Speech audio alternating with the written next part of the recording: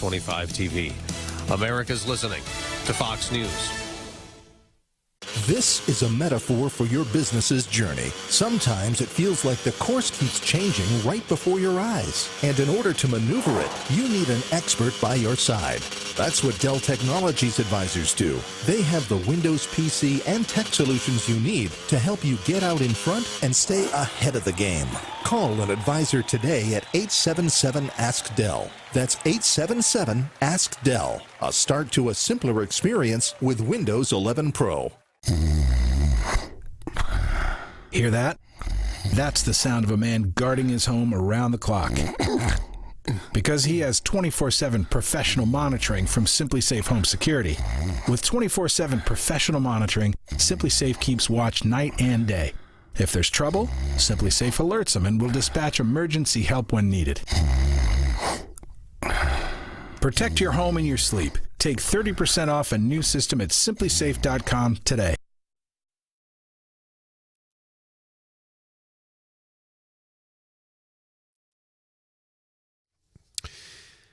.939 The Eagle News Time with Robinson's Cleaners. Robinson saves you time. It is 6:03 on this rainy Friday morning. 48 right now in Columbia, 46 degrees in Jefferson City. We're not going to get much warmer than that. Today's high only 52. Cloudy tonight with a low near 46. We'll have your complete forecast from Kevin here in just a few moments. Good morning on this Friday. Boone County prosecutors and defense attorneys will be back in court one more time here in about 3 hours in Columbia before Monday's high-profile murder trial involving Joseph Elledge. The 36-year-old Elledge is charged with killing his wife, Mungshi G, in October of 2019. Boone County prosecutor Dan Knight has said cell records place Elledge at his wife's gravesite at Rockbridge State Park in 2019. Defense attorney Scott Rosenblum has filed a motion to suppress those comments, which were said in open court in September. A judge will consider that motion to suppress, as well as other motions at 9 this morning. 200 potential jurors will be called for the trial. It starts Monday morning. That trial could go into the evenings. The judge, Brooke Jacobs, announced in open court he'd like to see the trial done in 2 weeks, but he has set aside 3 weeks for the trial. The entire nation will have an opportunity here in a few hours to see Mizzou cross-country standout Sarah Chapman in Mitchell Small in action in Columbia. Mizzou and the SEC will be hosting the SEC cross-country championships at Gans Creek. That event will start at 10:05. We're hoping for good weather right now. It'll be televised by the SEC Network. It's the first time Mizzou has hosted the SEC cross-country championships. Admission is free. It is open to the public. Again, 10:05. And if you can't go, it will be televised on the SEC Network. It is raining right now, and we've had rain throughout the night. A former television news anchor in Kansas City says he is the strongest voice for Missouri's 4th Congressional District. Republican Mark Alford hopes to replace Congresswoman Vicky Hartzler in the district, which includes Columbia, Fort Leonard Wood, and Lebanon.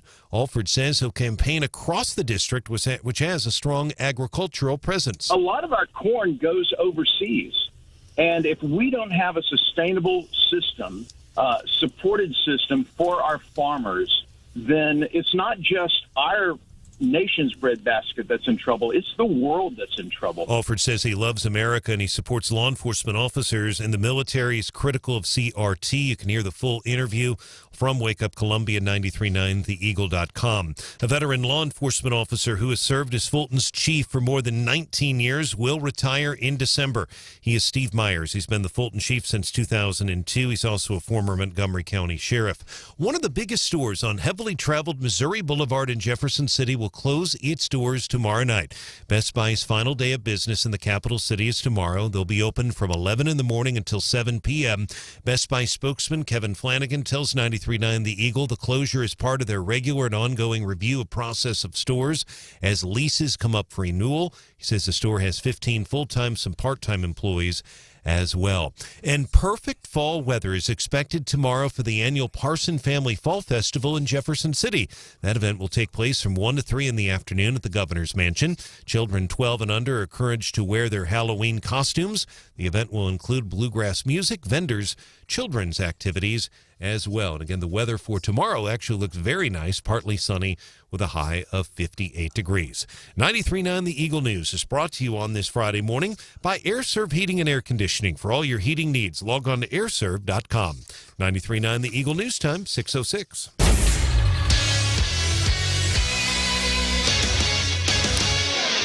In sports, the Mizzou football Tigers returning to action tomorrow afternoon at Vanderbilt. They'll take on the Commodores. Mizzou is 3-4 on the year. The Doors, as we call them, the Commodores, are 2-6. Kickoff is set for 2 p.m. Dudley Field in Nashville. And I referenced this a few moments ago. Mizzou serving as the host for the 2021 SEC Cross Country Championships this morning. Gans Creek. Folks, if you haven't seen this facility, it is gorgeous, just off Highway 63 near Discovery Parkway. Mizzou will run 19 athletes, 10 men, 9 women. 8K race for the men starts at 10:05. Women's race 11. Admission is free. It's open to the public. Live coverage, SEC Network, starting at 10 a.m. And all the comments we're hearing about Gans Creek from everyone, very, very positive. 93.9 The Eagle Sports is brought to you this hour by La Crosse Lumber on Grindstone in Columbia. They're the oldest, most reliable lumber and hardware company in the Midwest since 1873. 93.9 The Eagle News Time, 6:08.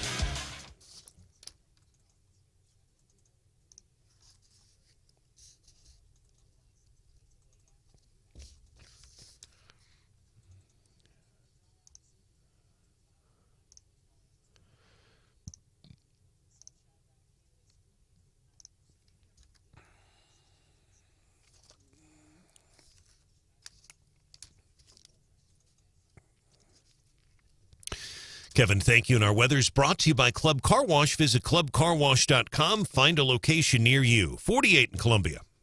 Eagle Eye Traffic. At 6:08, traffic check on 93.9 The Eagle is brought to you by MidmoHires.com. Local companies looking for local people. MidmoHires.com. Things are quiet right now on the roads. Again, the Sorrells overpass. Talked to MoDOT yesterday evening.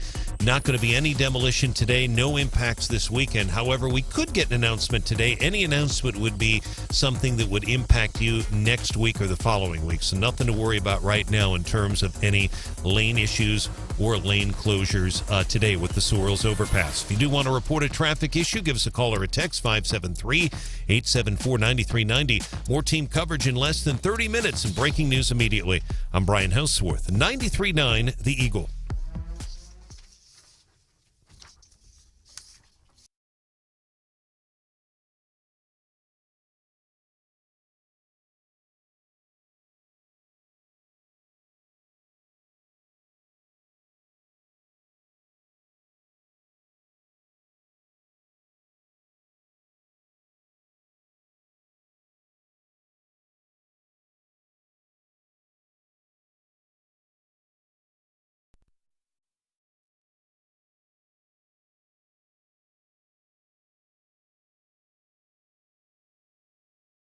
I can't wait for the weekend to be.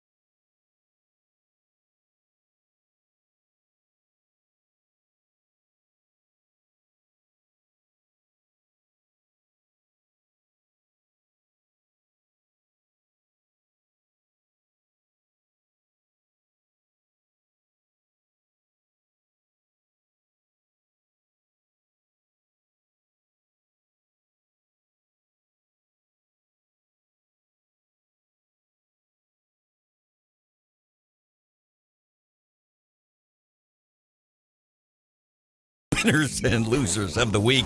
8:35 here on a Feel Good Friday. Can we just call Tom Cotton the winner of the week right now? That was an epic exchange. And usually, whenever these hearings, like the hearing the other day with Merrick Garland, our Attorney General, usually these hearings are, I'm sitting up on the dais and I'm in an elevated position and I'm going to badger you with questions. And then the next lawmaker who is of the opposing party of you, they're going to badger you too. And it's a lot. It's just TV, if we're honest.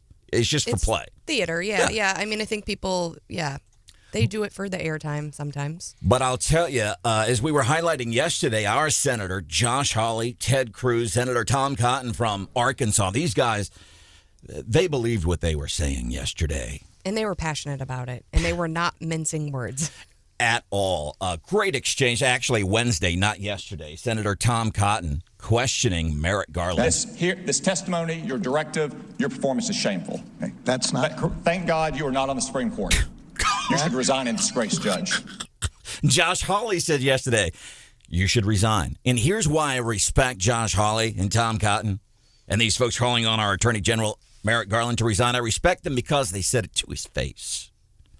So many of these people get caught on the hot mic, saying what we really think. And Stephanie, or Hannah, we haven't had any major snafus here on the show with hot mic stuff, have we? I don't know. I don't know if I'd call it major, but there was an incident with Stephanie. Oh, yeah. Not too long ago. That's right. What? We have that. I want to highlight what happened a couple of times yesterday.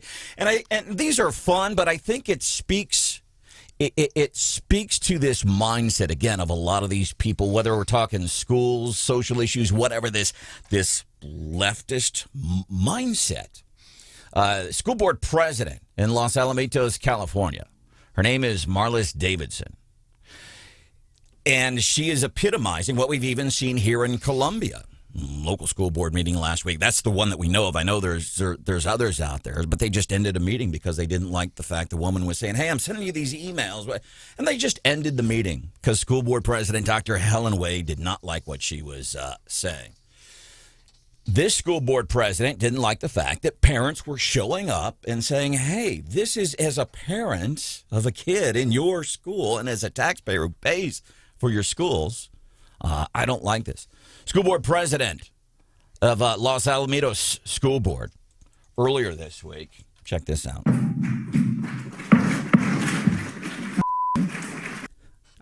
She said F off. Parent came up and said, hey, let's weigh the advantages and disadvantages of forcing masks and not forcing masks. And the best the school board president could come up with, F off.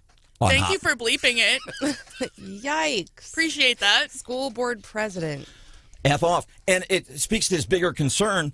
I think the people are sensing. By the way, today, the Boone County, our Columbia Packeting Club, we meet every Friday, 11:30 to 1, Dickie's Barbecue. One of the speakers today is a parent who's really been going after the Columbia Public School Board in a very tactful way. I'm excited to hear him speak today. But this bigger concern that parents aren't being heard. We spoke with a parent earlier this week who has kids at school in Ashland. Yeah, and his concern is that, he showed up and they were trying to speak, and then the school district kind of kicked the can even this week and said, hey, we're not going to address it for a while. And he was like, but the thing I'm talking about is happening this week. I need action. And so he's feeling frustrated.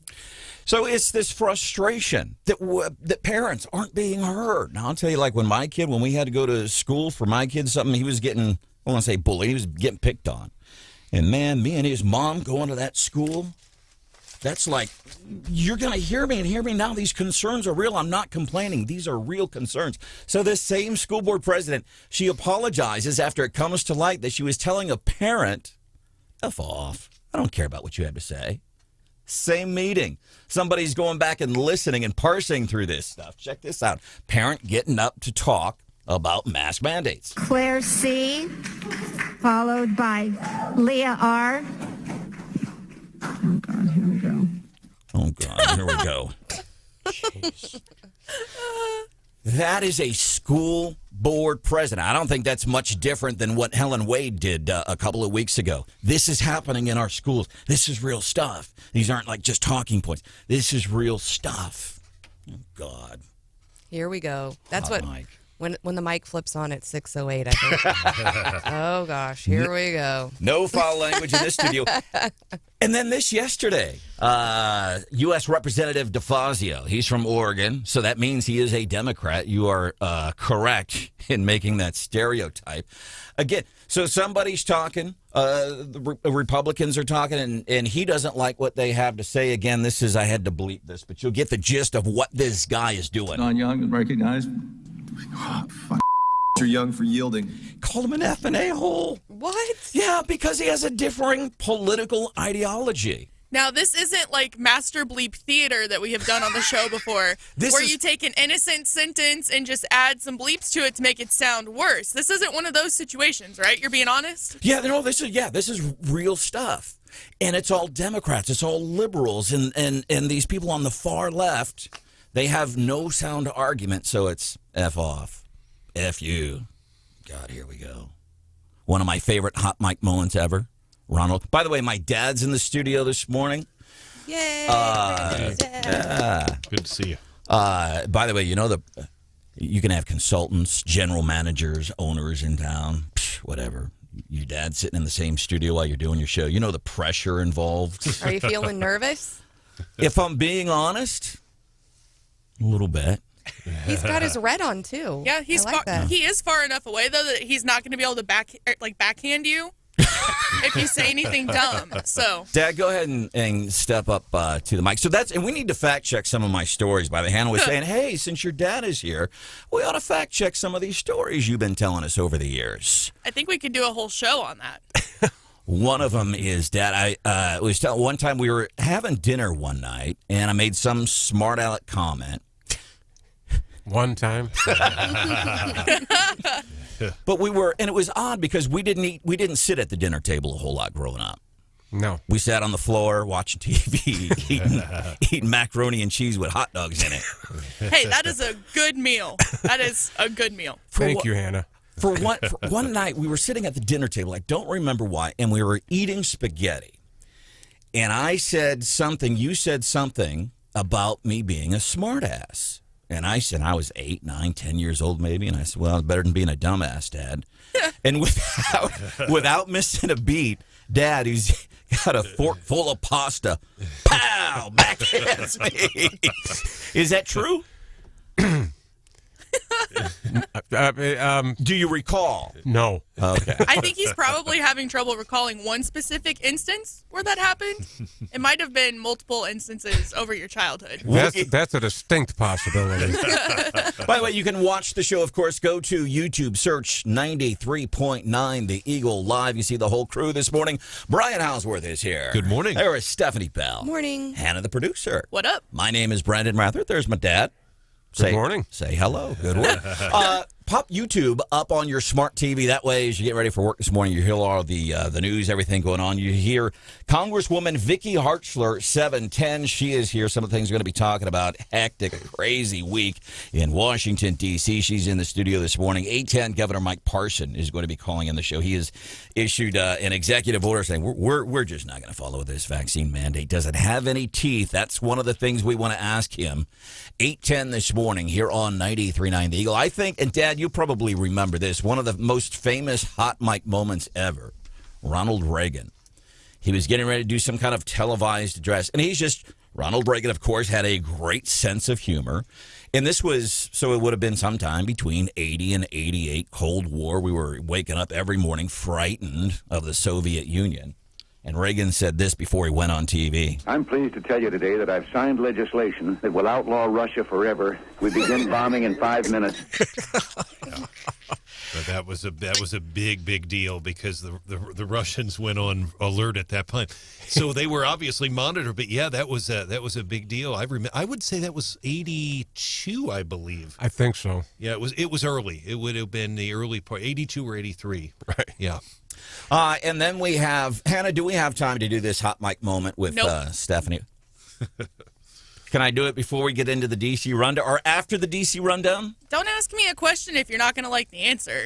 All right, let's do this. We'll take a break. We have the hot mic moment Stephanie made recently here on the show. We'll do that following the daily D.C. rundown here on 93.9 The Eagle, celebrating a feel-good Friday, and also we are wearing red today. We're wearing red to remember everyone deployed. So as you're on your way out the door this morning, if you have a red shirt to throw on, I would highly encourage you to do so. Wear red, and then if you're doing so, text us those pictures, 874-9390. You can also share with us via text what it is you're feeling good about on a feel-good Friday. What's coming up in the daily D.C. rundown? Well, Biden is overseas.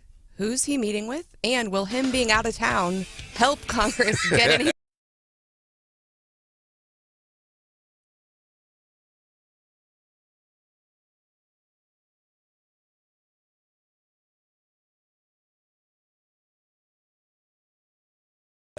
earlier this week. I think it was Monday. I was talking to this guy. He says, Branden, he says, I got to tell you. He says, I listen to you guys' show all the time, and I hear you talking about the folks at Pro Pumping and Hydrojetting, and I hear you talking about saying, hey, you should call Pro Pumping and Hydrojetting when you don't need them. And here's why. They'll put you on a regular, like a maintenance system, just like, you do maintenance on your car. The folks at Pro Pumping and Hydrojetting will do the same thing for your septic tank. So this guy is telling me, he said, Branden, I've been hearing you talk about them for years and what good people they are and everything. And he says, lo and behold, guess what? I came home one day last week and the house, it's stunk. And so I go downstairs, problems with the septic tank backing up to the house.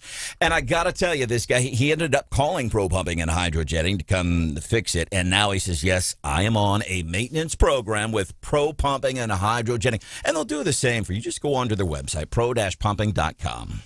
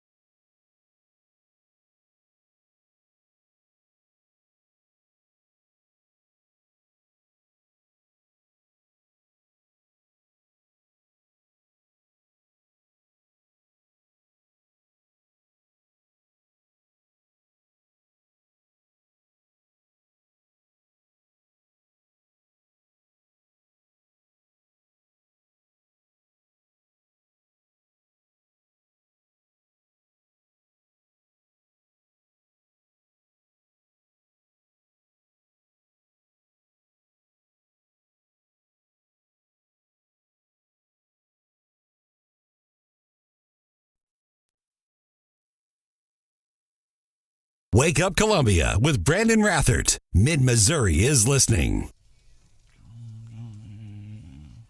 President Biden and Pope Francis will discuss COVID-19, climate change and poverty, according to the White House. President Biden is America's first Catholic president since John F. Kennedy. All right, so, Joe, what kind of trouble is he going to get us into in Europe today? That gets us into today's Daily DC Rundown with Stephanie Bell. Yeah, so this is his first meeting with the Pope since he was president, since he became president, although he's met with him 3 times before.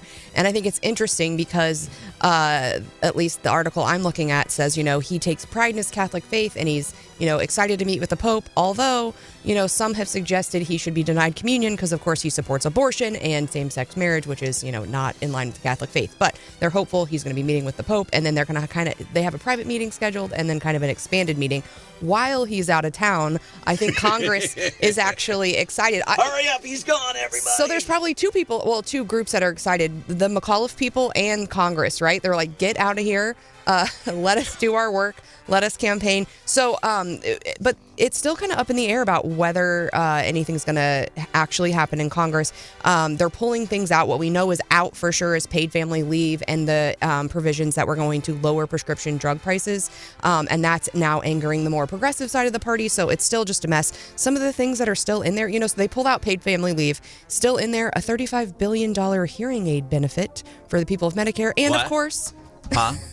What? And of course, a $555 billion price tag climate change, package. So, they are, I'm not going to hold my breath. I guess they're up against a deadline. They said the deadline was the end of the month. Today is basically the last day, and, they failed again. By the way, I heard Congresswoman Vicky Hartzler, she's in Studio 710 this morning. You'll be able to watch that on YouTube Live.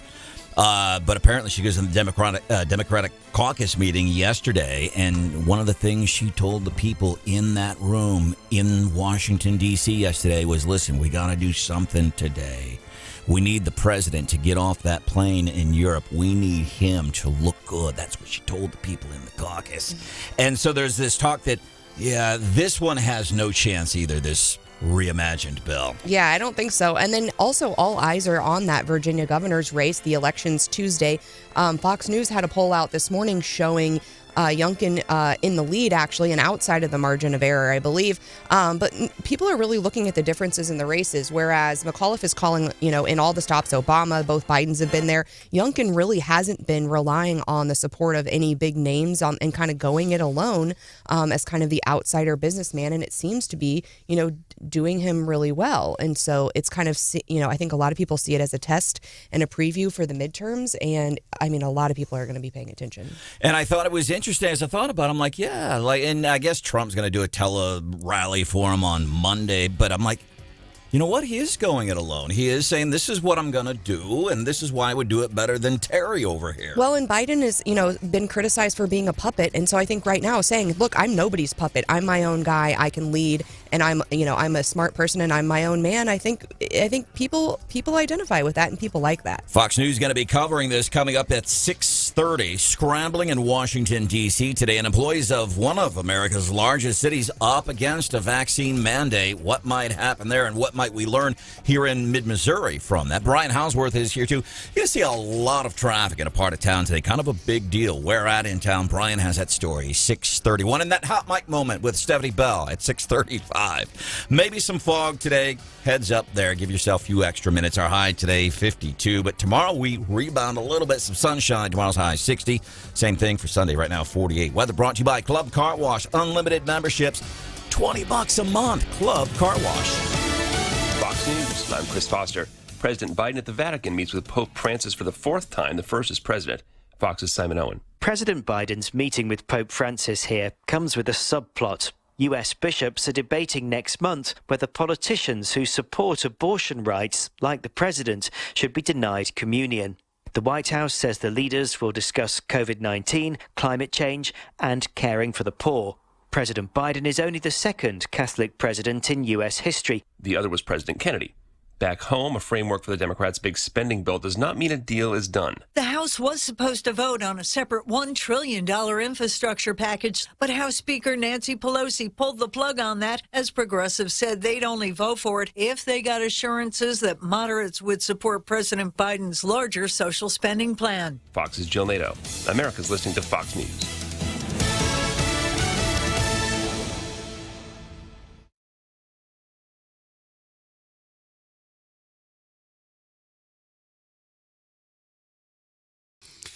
93.9 The Eagle News Time with Robinson's Cleaners. Robinson saves you time. Right now, rain 48 degrees in Columbia. It's 47 degrees in Jefferson City. It's going to be chilly today. Our high only 52. Tonight, cloudy with a low near 46. And sunshine returns tomorrow, sunny and a high of 58 degrees. Here are some of the stories we are working on this Friday morning. Several hundred of the nation's top college runners are in Columbia this morning for the 2021 SEC Cross Country Championships. They'll be taking place at the Gans Creek Cross Country Course. It's the first time Missouri has hosted the SEC Cross Country Championships. They'll be broadcast live on the SEC Network starting at 10 this morning. Columbia's Mayor Brian Treese describes Gans Creek as a great partnership between Mizzou, City of Columbia, Parks and Recreation, and Mizzou Track and Field and Cross Country. If you haven't seen this facility, it is near the Discovery Parkway, not far from Highway 63. And again, we're hoping for some good weather right now. We do have some fog. That fog expected to burn off by 11 o'clock this morning. Meantime, we will learn final details today about plans for next week's high-profile murder trial in Columbia. 36-year-old Joseph Elledge is charged with murder for the October 2019 death of his wife, Mungshi G. Her remains found earlier this year, Rockbridge State Park, south of Columbia. Judge Brooke Jacobs has scheduled a hearing for 9 this morning. Jury selection starts Monday at the Boone County Courthouse. One of the most visible stores in Missouri's capital city closes its doors for good tomorrow night after 15 years in business. Best Buy's final day of business is tomorrow, and the store will be open tomorrow from 11 a.m. until 7 p.m. Best Buy spokesman Kevin Flanagan tells 93.9 The Eagle that the closure is part of their regular and ongoing review process of stores as leases come up for renewal. He says the store has 15 full-time and some part-time employees. Don Luzader, 93.9 The Eagle. And a longtime Kansas City television news anchor who's running for Congress says he's a man of faith who loves America. He is former WDAF Channel 4 anchor Mark Alford. He spent 35 years as a journalist, most of those at Fox 4 in Kansas City. He's running in the 4th District, which includes Columbia, Moberly, Sedalia, California. You can hear his full interview on Wake Up Columbia on our website, 939theeagle.com. 93.9 The Eagle News is brought to you this hour by Mid-America Mortgage. Check it out, midamericanmortgage.us. Apply now for a loan on your dream home. 93.9 The Eagle News time, 6:34.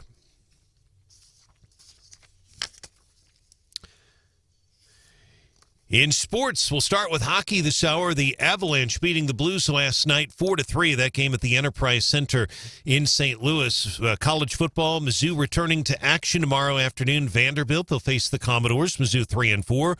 Commodores are 2-6. We'll kick it off 2 p.m. our time at historic Dudley Field in Nashville. Pregame on the Central Bank Tiger Radio Network will start at noon with Brad Tregnago. And as I mentioned, Mizzou serving as the host for the SEC Cross Country Championships this morning at Gans Creek. Mizzou will run 19 athletes, 10 men, 9 women.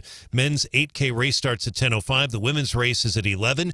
Admission is free. It's open to the public. Weather could be a factor. We'll keep an eye on that. You can also have the opportunity to watch live coverage on the SEC Network. That will start at 10 this morning. Our sports is also brought to you this hour by Mid-America Mortgage. Apply now for a loan on your dream home. 93.9 The Eagle News time, 6:35.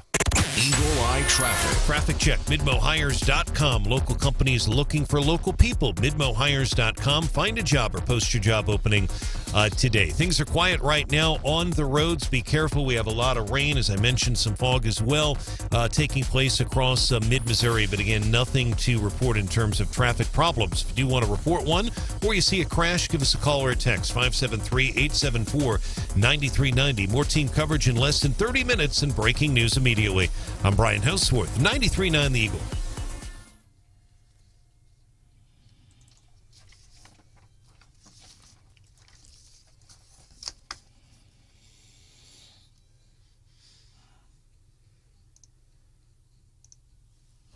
So the first time you hear the concept of Halloween when you're a kid, your brain can't even process the information. You're like, what is this? What did you say? So what did you say about giving out candy? Who was giving out candy? Everyone that we know is just giving out candy? Are you kidding me? When is this happening? Where? Why? Take me with you. I got to be a part of this. I'll do anything that they want. I can wear that.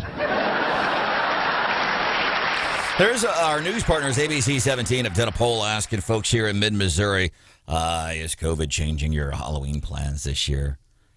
And I guess I'm amazed, and I'm of a different mindset, always have been as far as this COVID stuff. I'm going to go out and do what I'm going to do, and if I get sick, I get sick. And if I die, I die. I'm completely comfortable with that. But it goes back, so many people are still just so frightened by this COVID thing. It's out to get you. When I see people still, seems like more people now are driving in their cars with masks on by themselves. I get it in some situations. And if you want to, I'm not saying I'm just like, I get it. You're scared because you watch CNN, you watch MSNBC, you watch CBS, ABC, National News at night. I get why you're scared. Check out some other stuff. So here's the poll results right now. All right, you have kids at home. Yeah. Do you guys go trick-or-treating? What are you going to do? We have a whole weekend full of stuff. In fact, the governor is having something at the mansion tomorrow, so we're going to go stop by that. The YMCA is having a 5K. We're going to walk a 5K tomorrow in our outfits. But I posted on Facebook today, the kids have their Halloween parties today, and then Sunday we'll do traditional trick-or-treating. And I'm like, the chances that those costumes survive a school party, a 5K, another festival, and we make it to Sunday with all of the pieces and parts and stuff. I mean, you're not even going to be able to tell what they were supposed to be by Sunday. I don't. So your plans, you're not doing anything different because of COVID. No. I want to get to it's an interesting result here on that. I took part in this poll on ABC 17's website. No, it's not affecting my plans. You know what I do on Halloween? What are you doing? Yeah. Nothing. Do you pass out candy or anything? Oh, you're a stooge. You're probably one of the guys that will buy Halloween candy and sit in your house with the porch light off and the door locked and just pretend that you're not home and just help yourself. Here's what I do. I sit on the front porch. I don't even make the kids ring the doorbell. I get a big old bucket of candy, and I sit on the front porch, keep my shoes off. Gross. And I sit there, and I just eat candy, and the kids come up, and they're like, trick or treat. I'm like, get the hell out of here. So you are the scary Halloween decoration. Does it change your Halloween plans? I didn't have any. Yeah, right? So, no. And before I get to the final result here, Hauswirth, what are you doing for Halloween? I'll probably give out candy. It's rare. It's the only time I can really do it because I usually have work. If it were Saturday, I'd have football. But Sunday, I will likely be at home, and I will, not too many in apartment complexes knock on the door, but I sometimes I'll get some, but I'll definitely give it out. This poll of local folks here on ABC 17. 82% of folks say no, it's not going to affect my plans. I've seen lots of parents on my personal Facebook page asking like what night is correct to trick or treat because Halloween falls on a Sunday. Lots of parents have been asking if you're supposed to trick or treat Saturday night or do it on actual Halloween, which is Sunday. And that's an interesting dilemma, especially I guess in rural parts of America. Am I supposed to go out on Halloween night? What's the law? Here's the law. There is no law. Right. Listen, if it's 4th of July, you can go knock on somebody's house and say trick or treat and see what happens. There's no law that says when you can or cannot trick or treat. There are lots of organized things, and I think like as parents we should have banded together and picked Saturday because, Sunday, the kids are going to be going crazy, trying to get them up Monday. After all, that chocolate is a disaster. So I think we should have voted or something and said, let's just all agree we're going to do trick-or-treating on Saturday night. And here's something else to think about. But first, let's say hello to Stephanie Bell. Good morning. There's Brian Hauswirth. Good morning. And the producer is here. What up? My name is Branden Rathert. My dad, Henry, is here this morning. Good morning, Dad. I'm doing fine. And what I'm going to do on Thanksgiving is sit on the front porch and go, yeah, kid, what do you want? Can I say, so we're all sporting red today because it's, and there's a reason we wear red every Friday. Yeah, so Red Fridays are to remember everyone deployed. RED. Stephen McBee's already texted us a picture, 874-9390. He is sporting red. Think about this. The Super Bowl, which is on Sundays, I really believe, even though I do not partake anymore, the Super Bowl needs to be moved to a Saturday night. The highest rate for call-in sick days, workplaces all across America has been for a lot of years the Monday following the Super Bowl. So let's think about Halloween in adult terms. And this goes back to Stephanie's point about when we have trick-or-treating. Halloween should be celebrated on a Sunday night because Halloween is the Super Bowl for kids. This year, Super Bowl happens to fall on a Sunday for kids. and they're going to be overdosing on all this candy, and they're going to try to go to school the next day, and they're hungover and miserable. They should have just called in sick to school. I'm not going to be absent today. I'm just calling in sick. There's a big difference. Welcome to the show. This is Wake Up Columbia. Coming up, 7:10, Congresswoman Vicky Hartzler is here. Washington, D.C. has just been crazy this week. We're going to Europe. We're already there, hanging out with the Pope right now is what Joe is doing this morning. How are we looking on the worldwide stage? Congresswoman Vicky Hartzler here at 7:10.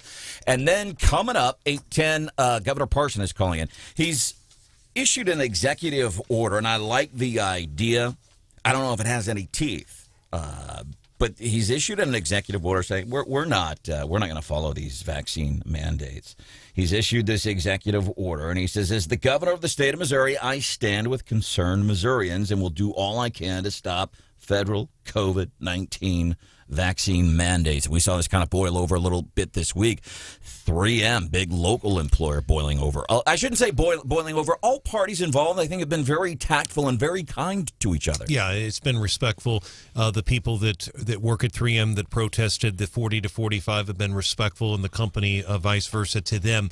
And it's really not protesting against 3M. They've been protesting against the president's vaccine mandate.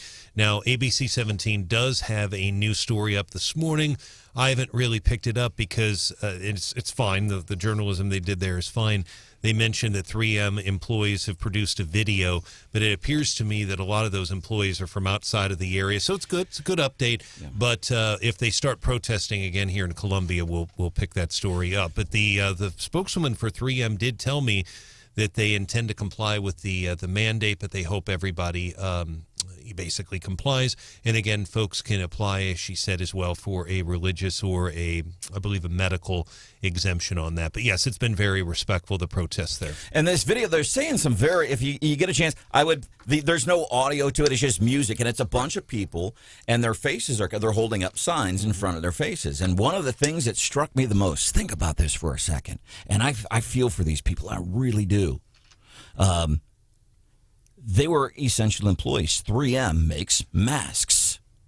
So almost 2 years ago when things were getting crazy, these people, they were shipping people from one 3M plant to another. They were having to leave their families. They were working an insane amount of hours so that they could keep making masks because they were essential and they kept everybody going. I mean, these people, even here in Columbia, they went way out of their way to make sure that people had the mask, make sure whoever had what they needed to have. They went way out of their way. They made sacrifices, spent a lot of time away from their kids and spouses, putting in monster hours, the kind of hours that by the time you get to Friday, you can do no more except sit there, lay on the couch, and watch South Park all weekend. And these people are saying, and now, after all we did for you then, and now you want to tell us that we have to do something that we may or may not want to do after what we did for you, what we did for the government, for the American people 2 years ago, those sacrifices we made, and you're going to do this? That's pretty powerful. That's pretty powerful stuff. Tucson, Arizona, they're having problems with water. We used to live in Tucson, Dad. By the way, my dad is here this morning. He's hanging out. We used to live in Tucson, right? We lived in Phoenix. Phoenix? I spent a lot of time in Tucson. Another fact check already this morning. Come on, man. I thought we lived in Tucson. No. No, we lived just outside Phoenix. All right. Well, this is awkward.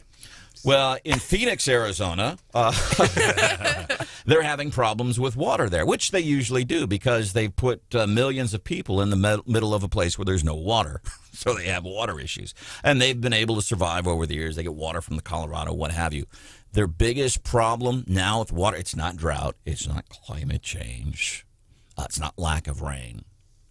They don't have enough employees in their utilities department showing up to work because they're not following the vaccine mandate, and they're having water issues in Phoenix. So you can see a lot of these things just simply did not get thought through. 874-9390, 874-9390. Truck driver checking. How many national outlets and stores are going to be leaving Columbia? We keep losing them.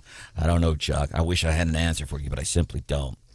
Hot mic moments. We were highlighting the story of this school board president in California. She got caught on hot mic the other day, kind of swearing at a parent who was there to talk about their kids. Swearing at them. She apologized for that. And then she was caught again in this same meeting, a school board president. A parent is getting up to voice her concerns about what's happening in the school where her kids go. And she was caught again on hot mic. Now, you'll hear it, but as what you're listening for here is basically the school board president is saying, oh, God, here we go again. Followed by Leah R. Oh, God, here we go. Man. This is exactly the reaction I have when you start off a story with, did I ever tell you back in 2015? I think sometimes my face might say that, right? Like, I don't have a very good poker face, so if you're telling me, if I'm, like, talking to somebody I don't like, my face might say, like, oh, gosh, here we go again. But usually, especially if you're in a public meeting and you're mic'd, maybe don't say those words out loud. Don't do that. And there's other things you shouldn't do when there's mics in the room, as we learned a couple of weeks ago here on Wake Up Columbia. It was not quite a hot mic moment, but just a caught on mic moment. We'll have that coming up at 6:52 here on 93.9 The Eagle. Maybe if we get to it. We also have Stephanie's sweating over there. I know. I'm like, I don't know what you guys are talking about. Oh, it was a hot mic-ish kind of moment. We were on air. We'll have it. We'll satiate your curiosity coming up about 6:53 here on 93.9 The Eagle and 93.9theeagle.com, where you can listen live.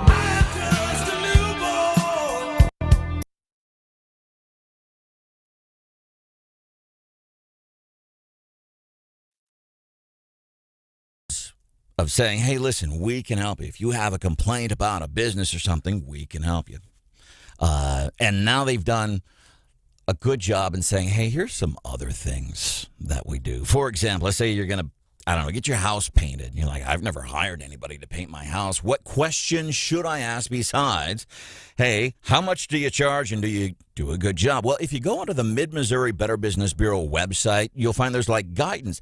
Hey, if you're hiring somebody to paint your house, if you're hiring a daycare for your kids, here's some guidance for you. Here's some questions that you could be asking. Here's some other resources. And this stuff is all Mid-Missouri Better Business Bureau makes this stuff available to you for free. Just log on to the website, bbb.org.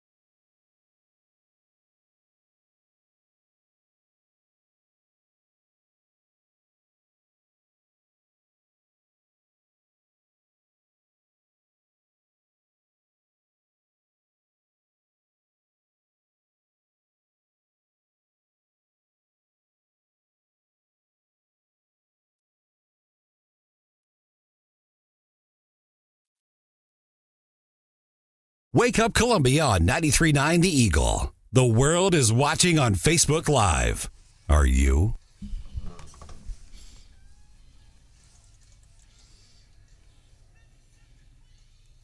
President of the United States of America, Barack Obama. Probably second most famous hot mic moment ever, Joe Biden, as he was introducing then President Barack Obama after they signed the Affordable Care Act, comes up. Again, they're on microphones. And he says to the president, this is a big deal. As we highlight hot mic moments this morning, several people getting busted yesterday, including a Democratic lawmaker in D.C., in the Capitol, calling a fellow Republican lawmaker, calling a fellow lawmaker who happens to be of the opposite party, calling him an effing a-hole because the guy, apparently, he's got nothing else to say. Like, hey, I disagree. I disagree with your thought process here. I disagree with your ideology. Instead of saying that, effing a-hole. It's very concise. I would think about this. The other day we had school board member David Seaman on the show running for mayor, and we just his number one concern, his top priority as mayor, I think he said one of the first things he said would be we need to figure out why there's this racial disparity in traffic stops. And I politely said, yeah, I don't think if you were to talk to the 110,000 residents in the city limits of Columbia, I don't think that's the number one concern. I expressed my disagreement with his statement, and that's all. And I loved his response, too. You know what he said? He said, okay. Okay, so we disagree. And I love it. It's simple. Okay. I hear you. Okay. But what if I would have said instead, after he said, number one concern for the next Columbia mayor should be racial disparity in traffic stops. What if I would have said, you're an effing a-hole? Right. I would have kicked your butt. And I probably wouldn't be here today. You'd be out of work, absolutely. Welcome to the show. By the way, that other voice you hear today is my dad. You can watch on YouTube Live. Maybe coming up 7:50, we should do some fact checks. So I tell a lot of stories here on the show. A lot of stories. Yep. Most of them, I think, are pretty true. Pretty true. Some of them might be exaggerated. No. So Hannah said, I have some questions about some of these stories that you've told us over the years. Maybe we'll do an O'Reilly Factor coming up at 7:50. Governor Mike Parson here is here at 8:10. So that was one of the more famous Mike moments, hot Mike moments, Joe Biden several years ago. The Reagan one from like 1982 where he's getting ready to go on TV and he says, I've issued an executive order to bomb the Soviet Union or something. That freaked a bunch of people out back then. We were in the midst of the Cold War. One of my favorite hot mic moments ever, and it happened recently here on the show. And it wasn't really a hot mic. It was just caught by Mike. Yeah. Yeah. This couple weeks ago, right here on Wake Up Columbia on 93.9 The Eagle. Fact check that. Today is the first day of fall. It is not fall yet. It starts at what time this afternoon? Like, excuse you, Stephanie. Not me. You think that is so funny. So does everybody else, apparently, because everybody in this room right now is laughing. I have another hot mic moment that happened on the show somewhat recently. Okay. So this was, actually, I don't know when it was. It was just somewhat recently. Do you get deja vu? Do you get deja vu? Oh, oh. This is terrible. Deja vu. Strawberry ice cream in Malibu. Don't act like we ain't did do that too. My favorite part of me singing Olivia Rodrigo there is after like a few verses, you can hear I'm winded. I'm like, woo. You also don't know the words. I don't know the words. I think Teresa should get some points. Teresa? Yeah, she's on the text. She says you should call these Mike moments the Magic Mike moments because the movie Magic Mike did have some hot moments. I like that. Magic Mike moments. All right, we're going to skip the moment of the day, and hey, why not? It is a feel-good Friday. Sorry if it throws your day off. Coming up 7:10, Congresswoman Vicky Hartzler is in the studio. Some insight into Washington, D.C. She's been in D.C. all week. She joins us in studio at 7:10. Also, Fox News is here as they continue to scramble in D.C. Fox has more insight on that. Joe's in Europe today.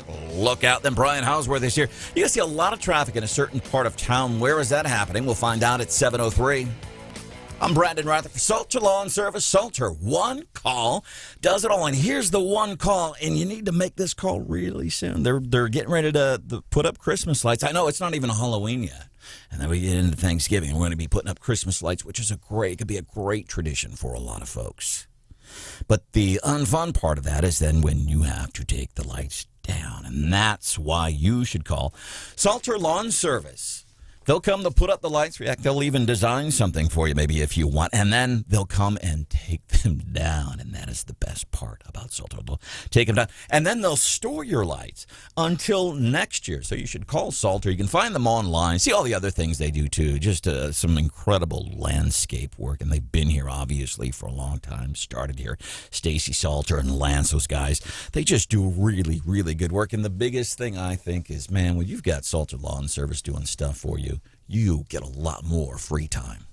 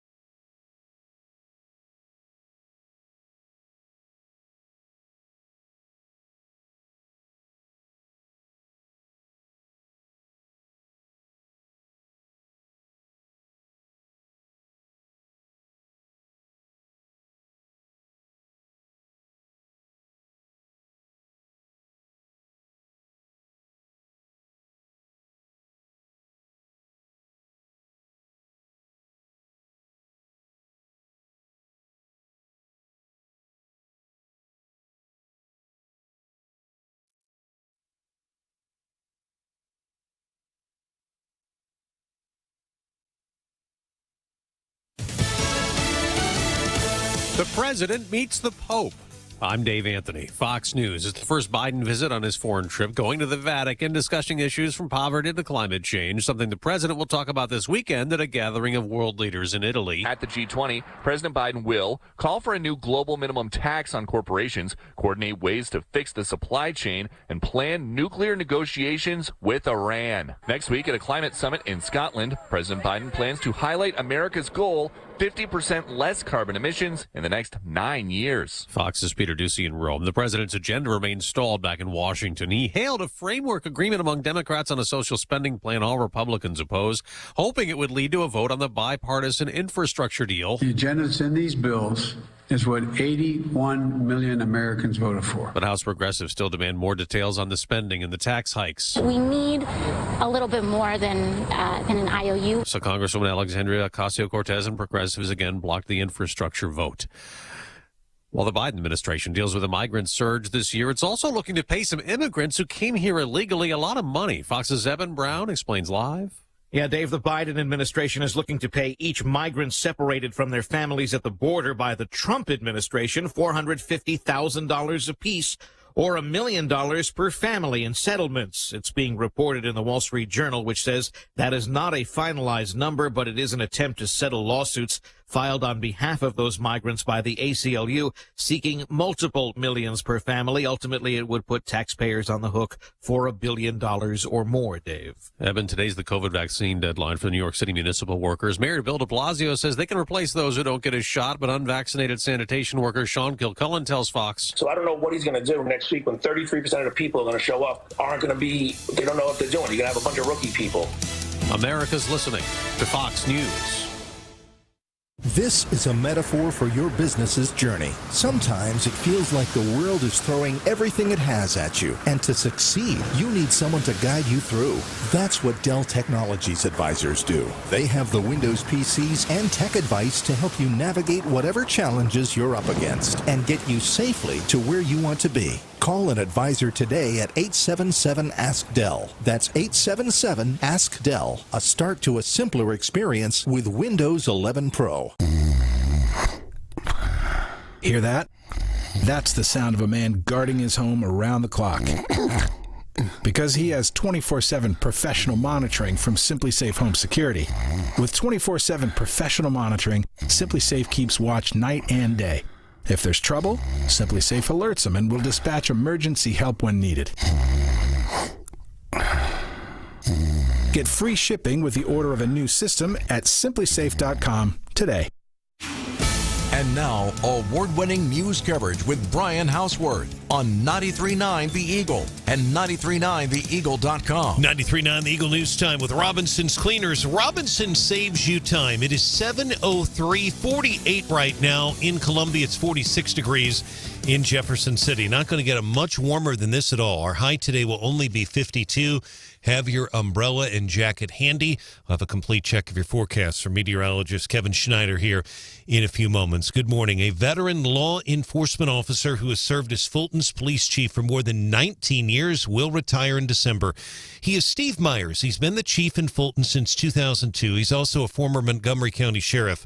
Mr. Myers successfully pushed years ago for a crisis intervention team. He trained his officers to help identify those who need mental health assistance. He says that keep many people safe, including his officers and residents. He and his officers have also provided security for numerous dignitaries who have visited Fulton over the years. Just a few of them: former Vice President Dick Cheney, U.S. Senator Bernie Sanders of Vermont, and former Secretary of State Madeleine Albright. Again, Chief Myers of Fulton will retire effective December the 3rd. Here in Columbia, Boone County prosecutors and defense attorneys are back in court here in about 2 hours. One more time in Columbia before Monday's high-profile murder trial involving Joseph Elledge.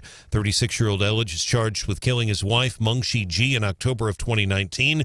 The Boone County prosecutor, Dan Knight, has said that cell records place Elledge at his wife's gravesite at Rockbridge State Park in October 2019.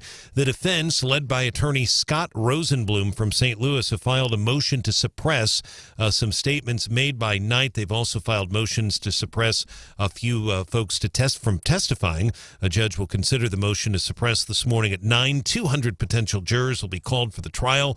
That'll start Monday morning, and that trial could go into the evenings. Entire nation will have an opportunity here in a couple of hours to see Mizzou cross-country standout Sarah Chapman and Mitchell Small in action today in Columbia. Mizzou and the SEC are hosting the SEC cross-country championships at Gans Creek. That event will start at 10:05 this morning. It'll be televised by the SEC Network. First time Mizzou has hosted the SEC cross-country championships. Admission is free. It is open to the public. A former television news anchor in Kansas City says he is the strongest voice for Missouri's 4th Congressional District. Republican Mark Alford hopes to replace Congresswoman Vicky Hartzler in the sprawling district. That includes Columbia, Fort Leonard Wood, Lebanon in the district as well. Alford says he'll campaign across the district, which has a strong agricultural presence. A lot of our corn goes overseas.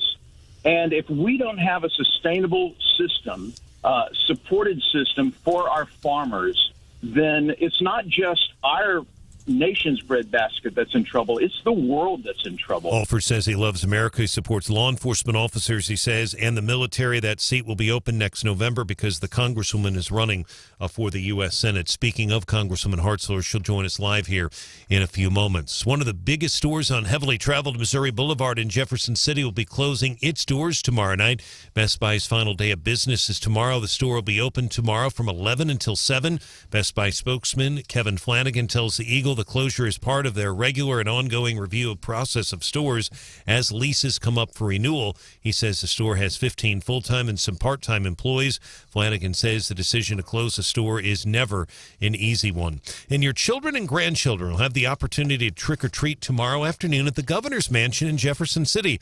Perfect fall weather is expected for the Parson Family Fall Festival. It'll take place from 1 to 3 at the mansion.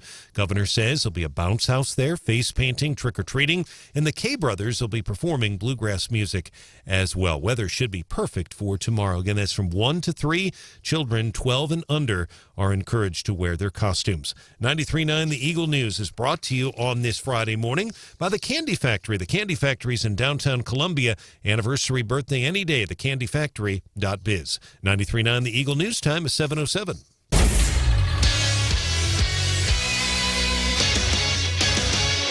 In sports, Mizzou serving as the host for the 2021 SEC Cross Country Championships this morning, Gans Creek. That's just off Highway 63 near Discovery Parkway, very close to our radio station. Mizzou will run 19 athletes, 10 men, 9 women. The 8K race for the men starts at 10:05. This is all weather permitting here. The women's 6K race is at 11. Admission is free. It's open to the public. And if you can't go, you can watch live coverage on the SEC Network starting at 10. College football, Mizzou returning to action in Nashville tomorrow. Vanderbilt, they'll take on the Commodores. Mizzou is 3-4. The Doors coming in at 2-6. Kickoff 2 o'clock. Dudley Field in Nashville. We'll have our pregame coverage starting tomorrow at noon on the Central Bank Tiger Radio Network. Also in hockey, Colorado beating the Blues last night at Enterprise Center. The final there was 4-3. Our sports is brought to you this hour by Club Car Wash. Visit clubcarwash.com. Find a location near you. Our news time, 7:08. That's good to see you. How you doing? How you doing, Mike? Good to see you.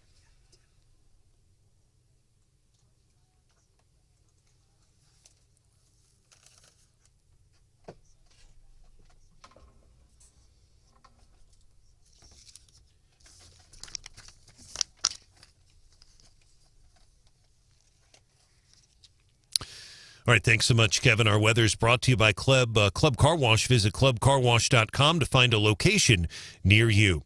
Our current temperature is 48 degrees. Eagle Eye Traffic. And our traffic check with MidmoHires.com. Local companies looking for local people. Visit MidmoHires.com to find a job. Post your job opening today. Two quick notes here, folks. The Sorrells overpass on I-70 in Columbia. We're not going to see any of the demolition work today nor this weekend. No lane closures, so we're good there. I've also just received a text during the newscast from my colleague John Marsh at our sister station, KWS. John reporting emergency vehicles have one lane closed on northbound 63 just north of the Missouri River interchange, Missouri Bridge interchange.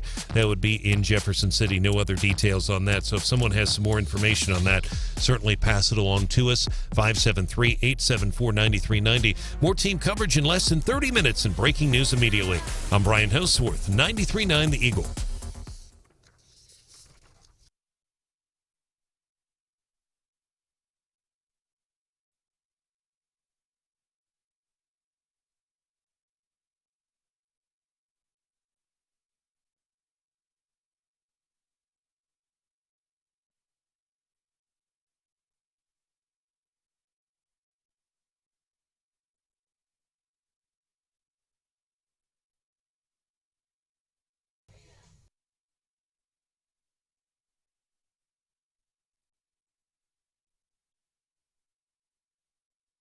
I can't wait for the weekend to begin.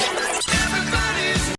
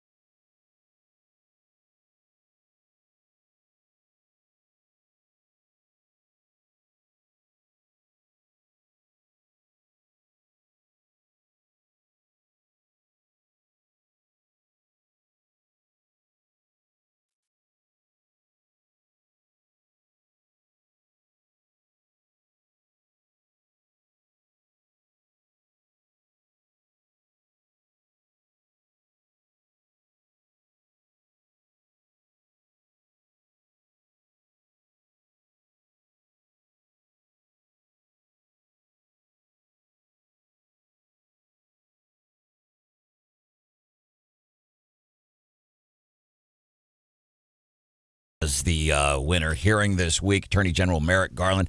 And they're talking about the whole impetus for saying, hey, we're going to sick the Department of Justice. We're going to sick the FBI after parents and taxpayers who come and talk about what's happening with their kids in school. This was just epic. This testimony, your directive, your performance is shameful.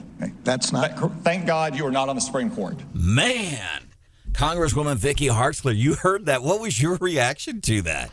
I loved it. I think we're all thinking it. Oh, my goodness. Wouldn't that have been awful if he was on the Supreme Court? I mean, he's awful as an attorney general. And it's just shameful what he is doing to try to go after parents who are simply expressing their opinion about what's best for their child's education. I mean, this is crazy. And, of course, we've been on this a lot, and this happened here in your district a couple of weeks ago. As a matter of fact, I should send this audio to you guys and send you the links to Columbia Public School Board meeting a couple of weeks ago. School Board President Dr. Helen Wade, a parent, we've played the audio. It's clear this parent is saying nothing derogatory. She's asking, and you're not, and I get one of the rules, you're not supposed to address a school board member by name. But this woman, her story is, this parent, I've been sending emails and you're not answering these questions. So she shows up at a school board meeting, Ms. Hartzler, and says, hey, what's your thoughts on this? And Helen Wade, school board president here in your district, said, that's derogatory. We've told you before, and there was nothing derogatory about it. And then after that, it was like they recessed, they ended the meeting, or recessed at the very least. And from what I'm told by more than one parent that was there, they didn't know what was going on. They thought the meeting just ended. So they're silencing people. And this is happening in the 4th Congressional District, and it's happening all across America. And what can we do? Well, this is sad. Well, certainly don't give up. I mean, we need to stay involved and do it in a respectful manner. But we need to, they work for us. I mean, they are elected officials. And I would encourage more people, more parents to run for school board, to get involved. And that is, if there's something positive that comes out of this, I think it's that parents are more engaged, they're more involved, and they're going to run for school board. And we're going to have people that have the best interest of their kids really at heart. And that's what I think. I think something positive, no matter how small it can be, comes out of big negative things. And I believe right now, if we say, here's something positive that's come out of what's happened regarding COVID and how the government, whether it be city, county, how they've handled this stuff. It's not COVID that's done this stuff. It's government officials that have inflicted this pain upon us. Parents have become involved. They started paying attention, I think, when kids were doing Zoom and online classes, and they started paying attention, and they're like, what are you guys talking about that? Hazard, Kentucky. A bunch of male students put on a strip tease event in Hazard County, Kentucky. Did you see these pictures? I did. For school personnel. True story. Yeah, just this week. Oh, my goodness. Yeah, dudes, like young male students, some of them half naked, grinding on school officials, including the principal. It's just insane. But I think that's one of the good things. Parents started paying attention, and I'd like to say they've paid attention before, but this just kind of made it more front and center. Congresswoman Vicky Hartzler joining us here on Wake Up Columbia on 93.9 The Eagle. Stephanie Bell's here. Good morning. Mr. Brian Hauswirth is there. Good morning. That is Hannah, the producer. Good morning. My name is Branden Rathert, and here's you got to be watching Wake Up Columbia on Facebook Live. Search 93.9 The Eagle. If you were watching on Facebook Live, you would have seen while we were playing our opening Friday montage with everybody's working for the weekend and all that stuff. Congresswoman Vicky Hartzler. Can I tell this story? Well, sure. She's in here bebopping. You can't help but do it. It was great. It's great. And with the weather being so bad outside, we need a little pick-me-up. I think I missed that on the cameras. We'll have to see if we can find it. But it was really good because she's in here. I was just swaying to the beat. I mean, come on. And here's the other thing that was really cool, and I think this was caught on camera. So go to the Wake Up Columbia Facebook page or the YouTube channel. Our news director, Brian Hauswirth, fist bumps the Congresswoman. I always, it's of either party, whoever comes in, I do that whenever they come in. But yes, I've known the Congresswoman since she was a member of the Missouri House. That's when I had a lot more hair and I was probably about 30 pounds lighter. But that's when you were a state rep. That's right. And there was an Ed Hartzler as well in the House. That's right. We got so confused. Oh, I know. People thought we were related, but really weren't. Yeah. I mean, he and my husband, we found out, are like seventh cousin twice removed or something. But we did live in neighboring districts, so it was very confusing. But he was a good man. And served at the same time, too. I know. Yeah. And I do want to get some insight from you because crazy week in Washington, in D.C. and also want to talk about the campaign, your 2022 U.S. Senate campaign, if you're cool to answer questions about where you are financially and stuff on that. And we appreciate you. Congresswoman Vicky Hartzler is wearing red, and this is something Hannah, the producer, started several months ago. Pink. It's pink. It works. It's close enough. It's close enough. Okay. So we're all wearing red, and if you're watching, you can see that. Stephen McBee has sent us a picture. People will send us pictures of them wearing red. Remember, everybody deployed. And so I'm wearing red, and I go out and I go, hey, Congresswoman Hartzler's here. I'm like, okay. I'm like, ooh, I better put my jacket on.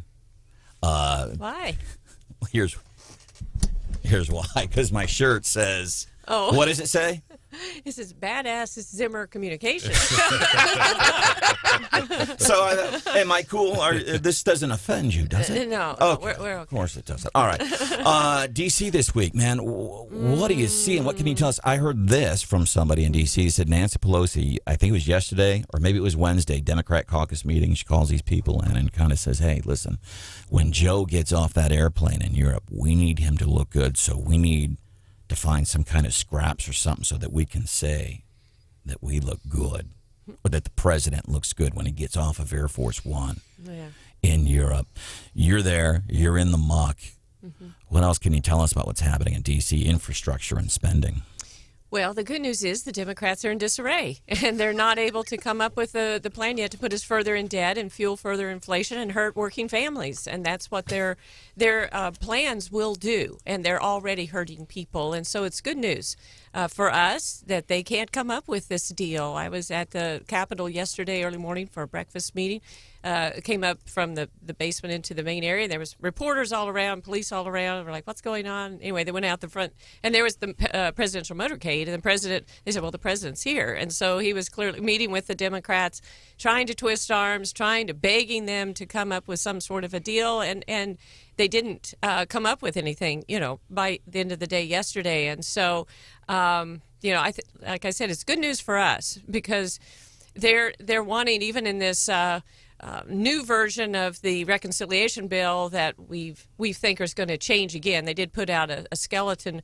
It still is going to allow amnesty for 8 million individuals. It doubles down on the vaccine mandate for businesses, making it up to $700,000 per violation if you do not have your employees vaccinated.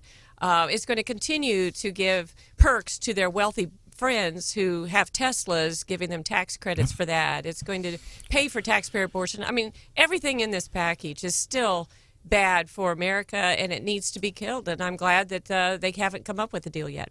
Congresswoman Vicky Hartzler joining us here on the show. As a matter of fact, our governor, Mike Parson, yesterday issuing an executive order. I don't know how much teeth it has to it, but Mike Parson's going to be joining us 8:10 this morning here on 93.9 The Eagle to cover that. Can you hang out for a few more minutes, or you guys till what time? What time do you have to go?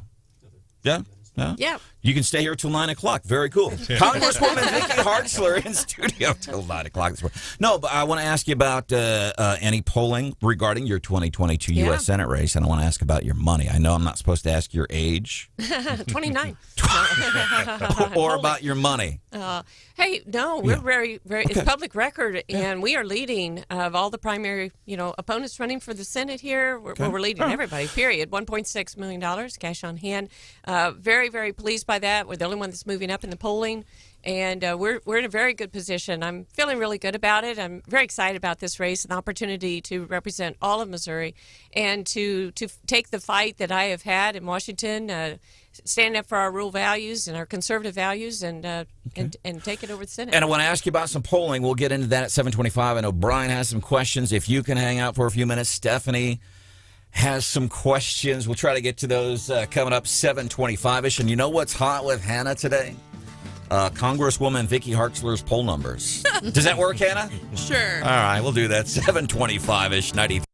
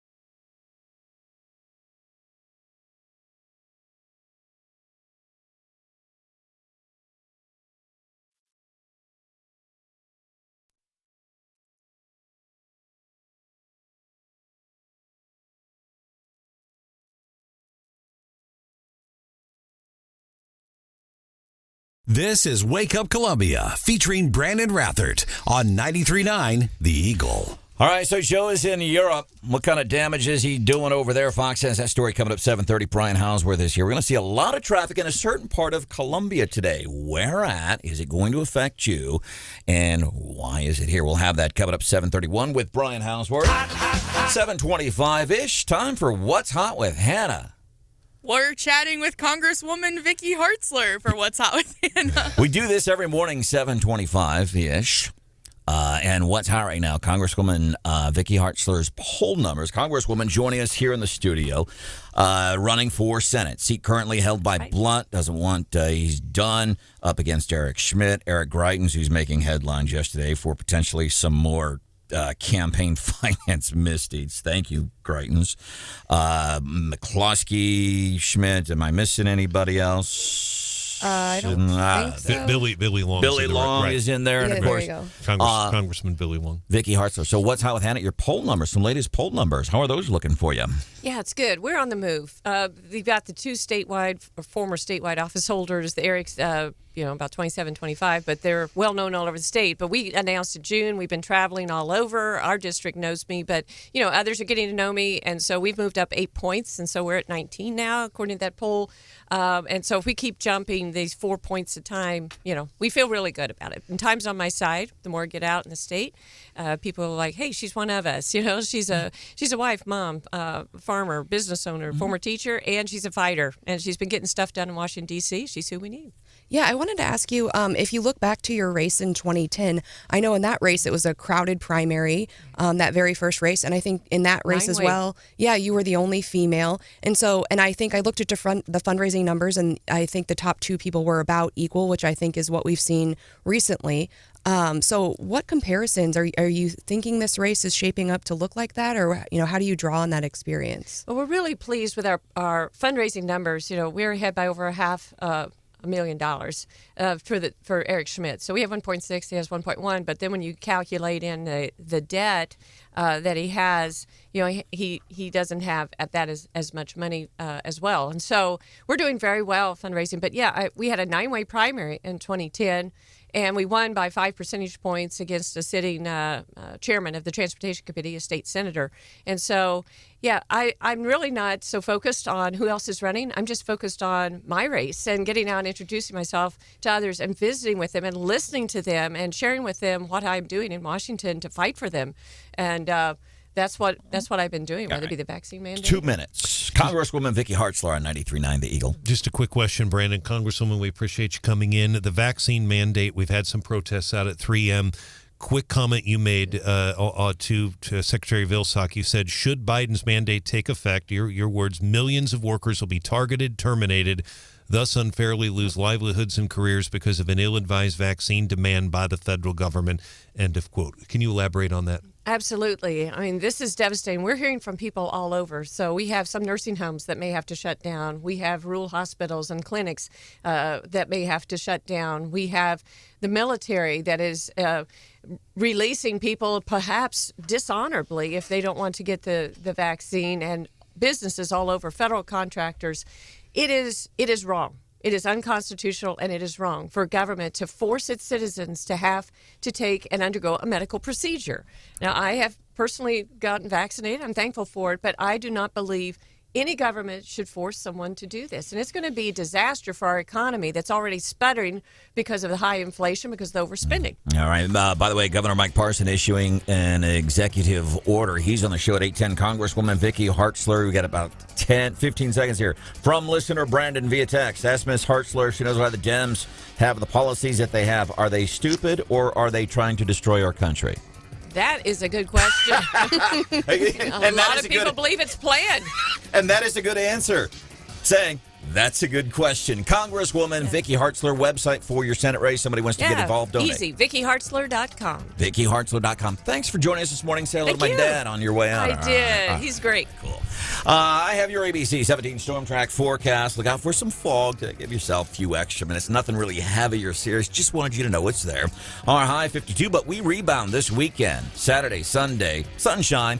High close to 60 right now. We are at 48. Stop by Club Car Wash. Get an unlimited membership. They're only $20 a month, and that's unlimited. Like, you go through there 5 days away, 5 days, 5 times a day if you want. It doesn't matter. They're unlimited. More details, clubcarwash.com. Now, the cool thing is when you get on that website, clubcarwash.com, you can also find the location that's nearest you. Fox News, I'm Chris Foster. President Biden in Rome for the G20 Summit of World Leaders this weekend meets one-on-one first today with the Italian President and Prime Minister and the French President Emmanuel Macron. He started his day meeting with Pope Francis at the Vatican. The president was greeted by Vatican Swiss guards in their blue and gold striped uniforms. The American flag is flying from the papal palace. The visit comes with a subplot. U.S. bishops are to debate next month whether to disqualify President Biden from receiving communion for supporting abortion rights. Fox's Simon Owen. A storm coming in has 20 million people on the East Coast warned about possible flooding. It's going to spread not only rain and bring in that flood risk, but as it pushes into the Washington, D.C. area and up into the mid-Atlantic, strong onshore winds is going to push that water and could bring in 2 to 4 feet of inundation in some spots. Fox weather meteorologist Jane Minar. America's listening to Fox News. And now, award-winning news coverage with Brian Hauswirth on 93.9 The Eagle and 93.9theeagle.com. 93.9 The Eagle News with Robinson's Cleaners. Robinson saves you time. Right now, our time is 7:31. Here in Columbia, it's 48 degrees. 47 degrees in Jefferson City. We're expecting cool conditions today. The fog right now, and that will continue through the morning. Then rain, a high of 52. Cloudy tonight with a low near 46. And tomorrow, partly sunny with a high of 58 degrees. We'll get to our news here in just a moment, folks. I want to begin with a quick traffic note.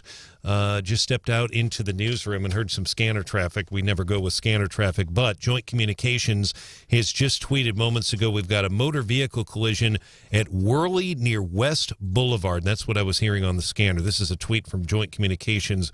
Worley Street near West Boulevard. They're saying use caution, avoid the area if at all possible. So if you're in that area and you can see what exactly that is, certainly give us a call or text. We'll try to get some more information on that. Worley and West Boulevard, an accident that has just taken place. Here's some of the stories we're working on at this hour. Several hundred of the nation's top college runners are in Columbia this morning for the 2021 SEC Cross Country Championships. Are taking place at Gans Creek Cross Country Course. It's the first time Mizzou has hosted the SEC Cross Country Championships. They're going to be broadcast live on the SEC Network starting at 10 this morning. Columbia's Mayor Brian Treese describes Gans Creek as a great partnership between Mizzou, the City of Columbia, Parks and Rec, and Mizzou Track and Field Cross Country as well. We'll learn some more final details here in about 90 minutes about plans for next week's high-profile murder trial in Columbia. Joseph Elledge is charged with first-degree murder for the October 2019 death of his wife, Mungshi G. Her remains found earlier this year, Rockbridge State Park. Judge Jacobs has scheduled a hearing for 9 o'clock this morning. Longtime Kansas City television news anchor who's running for Congress describes himself as a man of faith who loves America. He is former WDAF anchor Mark Alford, who spent 35 years as a journalist. You can hear the full interview with Mr. Alford on our website, 939theeagle.com. 4th District includes Columbia, Moberly, Sedalia, as well as California. And one of the most visible stores in Missouri's capital city will close its doors tomorrow night after 15 years in business.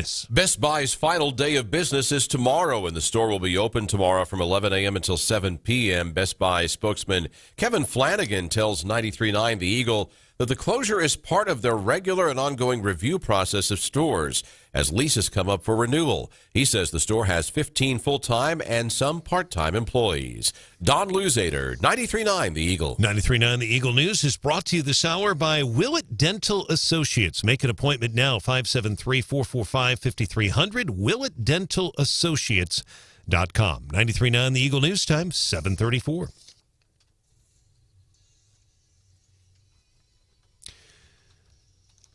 Our sports is brought to you this hour by Wendy Sprouse. We'll talk more about Wendy here in just a moment. We touched on this in the news. Mizzou is serving as the host of the SEC Cross Country Championships this morning at Gans Creek. We're hoping for some better weather right now. It's really dreary outside that facility just off Highway 63, Discovery Parkway. It's off of. Mizzou running 19 athletes, 10 men, 9 women. Men's race begins at 10:05 a.m. The women's race at 11. Admission is free. It's open to the public. SEC live coverage on the SEC network starting at 10 this morning. Mizzou football at Vanderbilt tomorrow. Mizzou 3 and 4, doors 2 and 6. Kickoff 2 o'clock tomorrow at Vanderbilt Stadium. That's Dudley Field, historic Dudley Field in Nashville. Our sports brought to you by Wendy Sprouse. Wendy Sprouse is the Medicare nerd. WendySprouseAgency.com. 93.9 The Eagle News Time, 7:35. Eagle Eye Traffic. And our traffic check is brought to you by MidmoHires.com. Local companies looking for local people. Visit MidmoHires.com to find a job or to post your job opening today. Again, we do have an accident right now. It's a crash. It's a multi-vehicle collision near Worley and West Boulevard. Authorities urging you to be cautious, avoid the area if at all possible. That word from Joint Communications. If you do want to report a traffic issue, give us a call or a text, 573-874-9390. We'll have more team coverage in less than 30 minutes and breaking news immediately. I'm Brian Hauswirth, 93.9 The Eagle.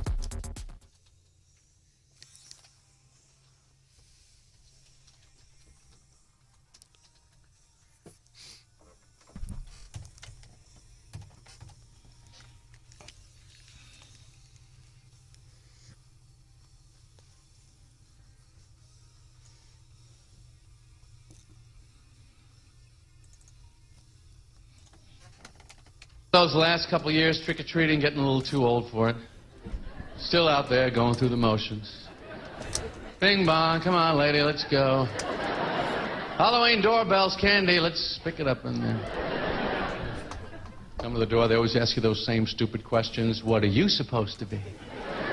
I'm supposed to be done by now. You want to move it along with the Three Musketeers? Welcome to the show. I got 18 houses on this block, sweetheart. Getting into holiday weekend, I guess, kind of a Halloween weekend. This is Wake Up Columbia. There's Stephanie Bell. Good morning. Mr. Brian Hauswirth. Good morning. Hannah, the producer, is here. What up? My dad is joining us on the show this morning, too. Just kind of good morning. Generally watching and getting in everybody's way.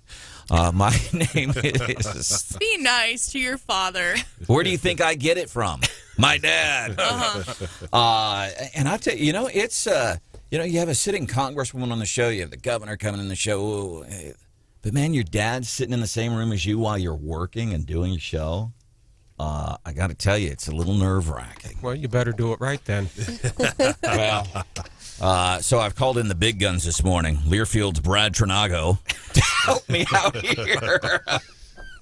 He does Mizzou football, doing Mizzou women's basketball last night. You hear him do play-by-play for Mizzou women's basketball, pregame, football, midgame. Brad Tregnago, welcome in, bud. How are you? I'm doing all right. Mr. Rathert in the house. I missed out on that. Yes, you did, and I'm sure sorry I missed you, Brad. Yeah. Well, neither one of you are missing very much. I'll just say that. No, Wow, you're just being a jerk this morning. I told you, I'm serious. I'm nervous, Brad. Brad, what would it be like? Has your dad ever come while you're doing play-by-play or during your time, during your great reign as the news director here at the Zimmer Radio Group? Did your dad ever come and sit across from you and watch you work on air? Yeah, it's kind of funny. He actually did. We had that really bad ice storm. It was in December. I don't remember 2016? how many years ago. That sounds right, yeah. And we had gone. I was already done for the day, I thought, and we had gone to watch a movie. And it was a Star Wars day when one of those came out, so we watched it early. And by the time we got out, it was starting to get pretty bad, and figured, it was actually closer to the station than to get to my house. And so we went to the radio station instead, and I ended up hopping on for like 3 or 4 hours straight doing weather coverage there. And I honestly didn't really have too much of an issue. He was just kind of hanging out, Now, he was not on air, so that I'd have been more nervous if he would have let him talk. That's been a little more risky. Yes, my dad, and if you're watching, you can watch Wake Up Columbia on YouTube Live. Search 93.9. You got to put in that point, 93.9, The Eagle on YouTube. And then you can pop YouTube up on your smart TV, and everybody can hear what's happening locally as you're getting ready for work. But he's sitting, and you'll see he's sitting right across from me. I got to tell you, Brad, I know you have a great relationship with your dad. I have a great relationship with my dad. I'm being honest here. I'm trying to play it cool, calm, and collected, but I am a little nervous, Okay, fair enough. Well, Brad, I think you're doing great. You're doing great. Brad's more professionaler than I am, so that's why he can play it cool, and that's why he's going to play it cool. Mizzou, another game this weekend after a couple of weeks off. A couple of highlights or two from the game that we can be looking for this weekend. Well, Vanderbilt's not very good, so that could be a highlight.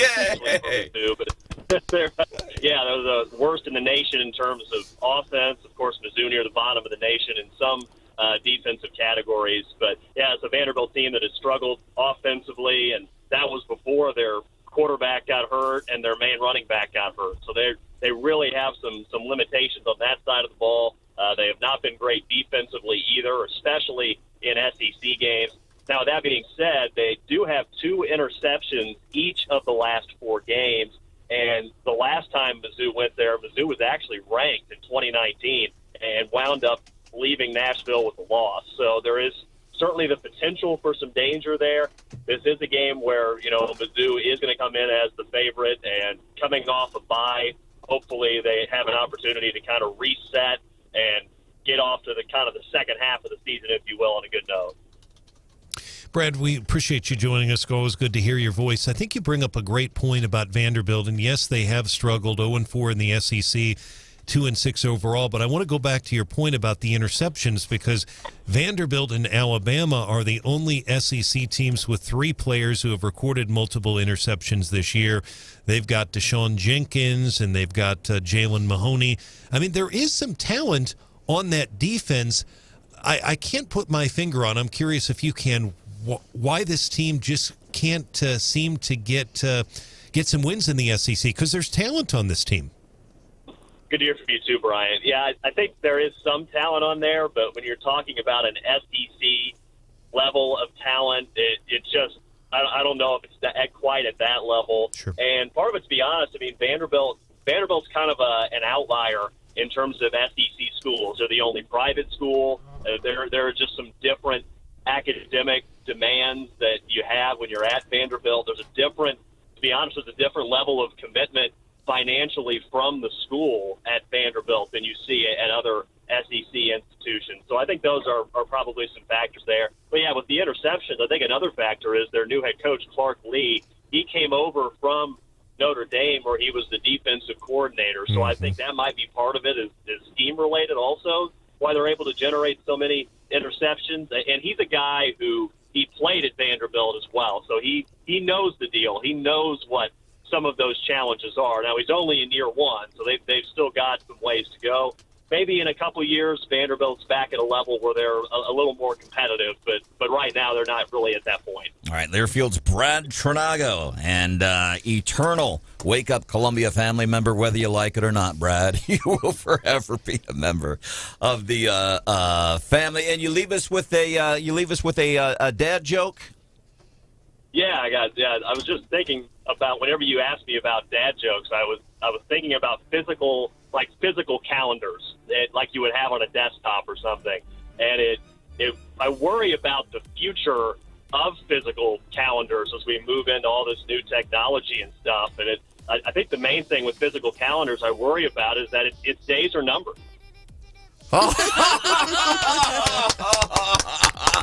Very good. Brad's dad jokes. I'm going to nominate you for one of our winners of the week at 8:35 this morning, all right? Thank you. Appreciate it. The key was the delay, because it takes like 3 seconds. Like the first time I saw that joke, it took me a few seconds too, and then I was like, okay. All right, Brad Tregnago, Learfield's Brad Tregnago. You hear him tomorrow on Mizzou football broadcast on our sister station, KCMQ. He does pregame Halftime and post-game in the coming weeks, we'll be talking some Mizzou women's football. Hannah, what do we want to do next? Do we want to do... We've had this thing, pictures you should. We know pictures you shouldn't have on your cell phone. But... There are pictures you should have on your cell phone. You want to do that? Coming up. All right, we'll do that. Coming up about 7:50 here on 93.9 The Eagle. It's Wake Up Columbia. It's Feel Good Friday. Safe at last. Safe at last. Safe at last.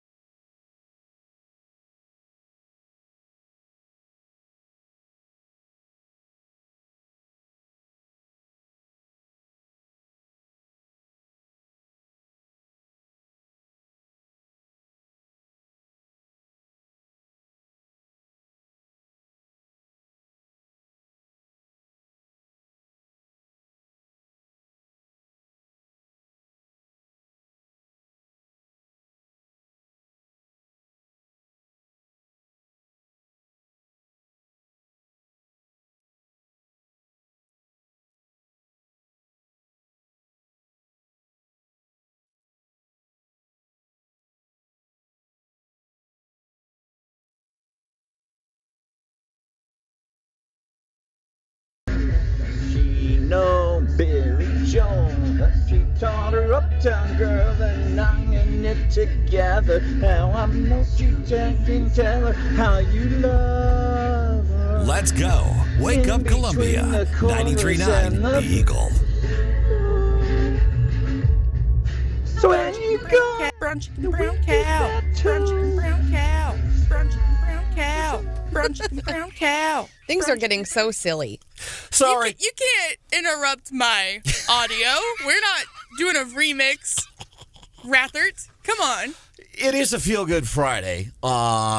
Big stories today. Joe's in Europe. Dems scrambling. Fox is going to have more on this coming up at 8 o'clock locally. A lot of folks in town. How come we're at it could affect traffic. Nothing major on I-70. What else? We've got all the big stuff covered. Governor Mike Parson has issued an executive order saying we ain't following this federal mandate. Well, and Attorney General Schmidt is saying that he's going to file a lawsuit on the mandate. And what else? Eric Greitens has got a campaign finance violation filed against him. All of that, I think we found out yesterday. So, And God bless Eric Greitens for the work he did serving our country. But now more problems potentially with his campaign. This is not the first time for this guy. Well, it doesn't have anything to do with the old stuff. It did. I think new stuff. Yeah, I think it is new stuff. I think the allegation is that he has somehow used state funds in the federal campaign, which is prohibited. So he used state campaign funds for his federal race, and you can't do that. And listen, you could say, in his defense, could be an oversight, but that would make it, the third or fourth oversight? Well, and in the end, I mean, what Congresswoman Hartzler, was saying is it. I mean, he doesn't have that much money anyway. He's got a lot of debt, and his fundraising numbers are abysmal. So the little money that he does have, they're saying, was obtained outside the rules. So those are the big stories. We have everything covered. So you're heading into work. It's 7:51. It's a feel-good Friday. We're wearing red. There's a reason we wear red. We wear red on Fridays to remember everyone deployed. Even got my dad to wear red. My dad, Henry, joining us in the studio this morning. And my dad was kind of bummed. I said, hey, Dad, if you can, wear red. Because he had a T-shirt that he wanted to wear because he knew he was going to be on camera all morning. You can meet my dad by going to 93.9 The Eagle Live on YouTube. What was the shirt you wanted to wear?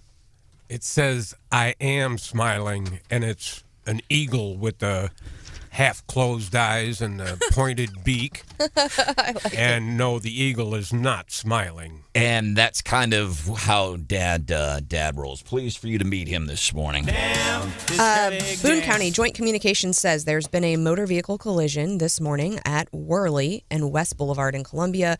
Officers are still on scene. They are urging you to avoid the area. Again, Worley and West Boulevard in Columbia. 874-9390. What are you feeling good about today? Let's bring David into the show. David from Perry, Missouri. Hey, how you doing? I woke up not being woke. I like it. We'll take it. Some points. We appreciate you, David. Thank you. All right, 874-9390. Listeners sending us some things they're grateful for today. Stan sends a picture of his daughter who's dressed as a princess today for Halloween, and he says, I am grateful for my princess bride. I love it. A couple of weeks ago, we had a lot of fun. We know there's pictures you should not have on your cell phone, and this kind of came about.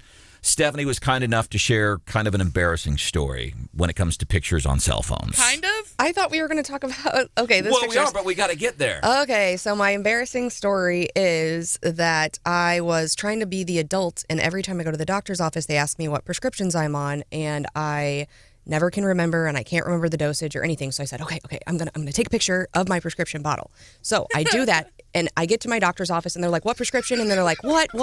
And I'm like, well, here, I have a photo of the label. And I turn my camera around, and I can see the woman's face, the nurse's face. And I slowly turned the camera back around, and I took the photo in my bathroom that morning, which has a giant mirror. Oh! And so I caught an accidental, partially nude photo in the background of the prescription bottle and was horribly embarrassed. Whoops. But I'm really glad that it was just the nurse, and she's probably seen it all before, and it was not the male doctor. Did she say anything? No, but I could tell by the look on her face that she had seen it. So did you say anything? No, I did not.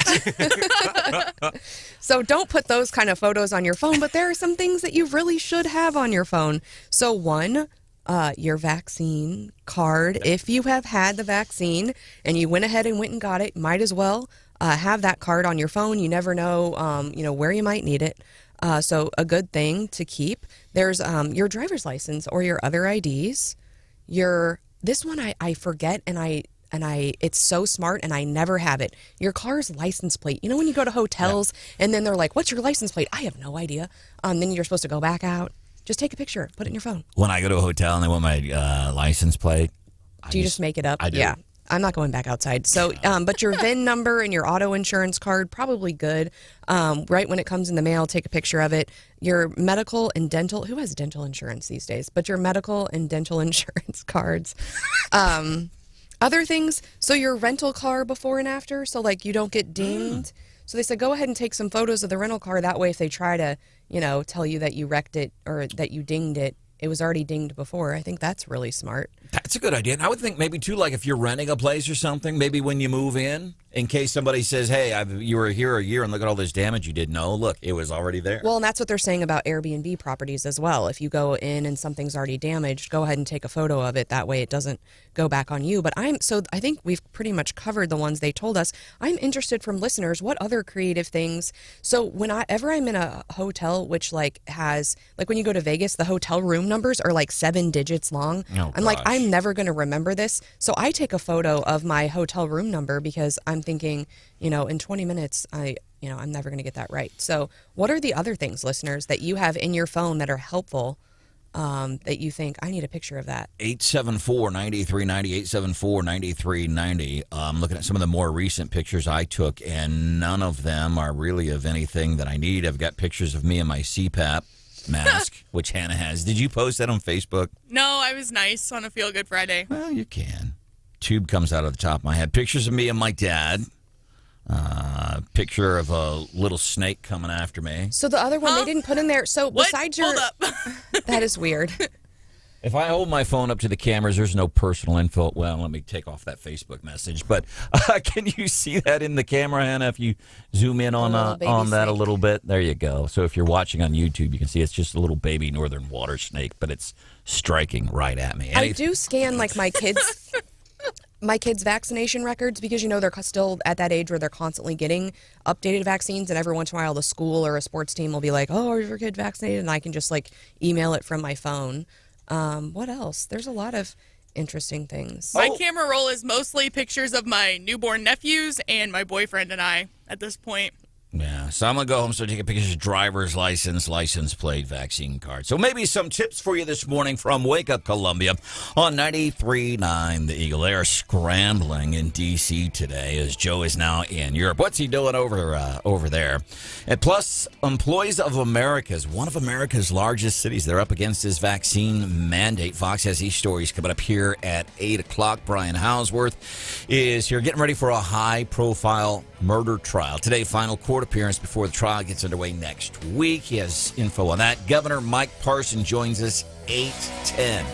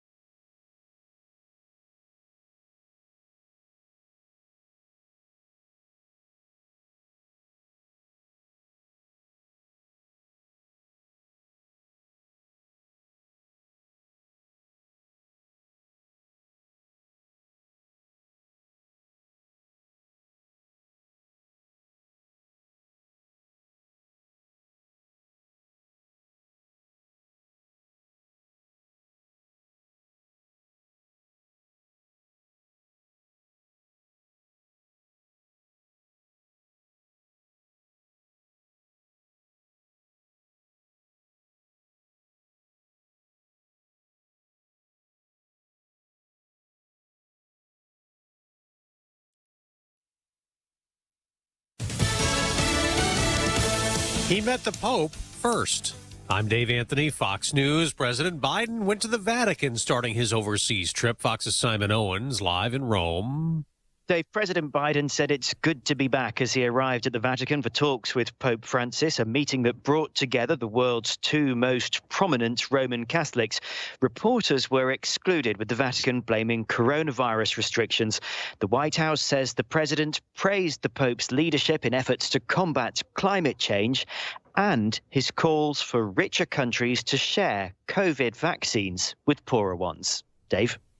Simon, in Washington, after President Biden left, the Democrats are very tense. They're mad at each other. Republicans like Congressman Jim Banks are okay with that, since they all oppose the social spending plan that the president and Democrats worked out. But it's just a framework. So House progressives like Pramila Jayapal are waiting for a final version, still holding up a vote on the bipartisan infrastructure deal. We intend to vote for both bills when the Build Back Better Act is ready. We bought more stuff last month, despite much of it costing more, but the 0.6% increase in consumer spending was less than August amid rising inflation.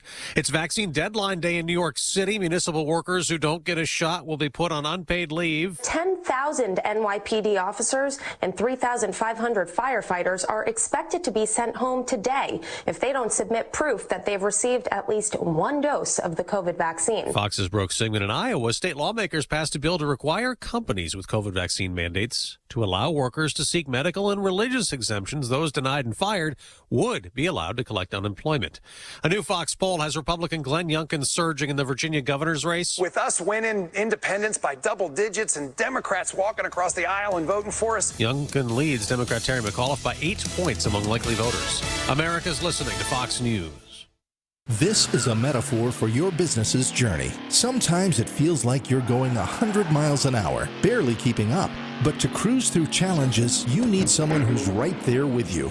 That's what Dell Technologies advisors do. They have the Windows PCs and tech advice you need to get past whatever's in front of you and get where you want to go. Call an advisor today at 877-ASK-DELL. That's 877-ASK-DELL. A start to a simpler experience with Windows 11 Pro. Big news from Simply Safe Home Security.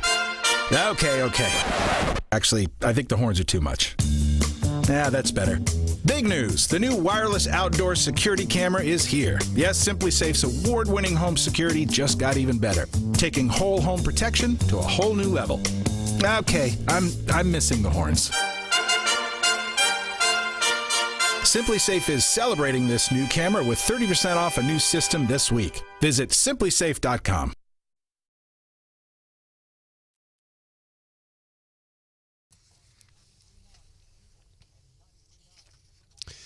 93.9 The Eagle News with Robinson's Cleaners. Robinson saves you time. Right now, 48 degrees, rain in Columbia. We're expecting rain to continue throughout at least the rest of this morning.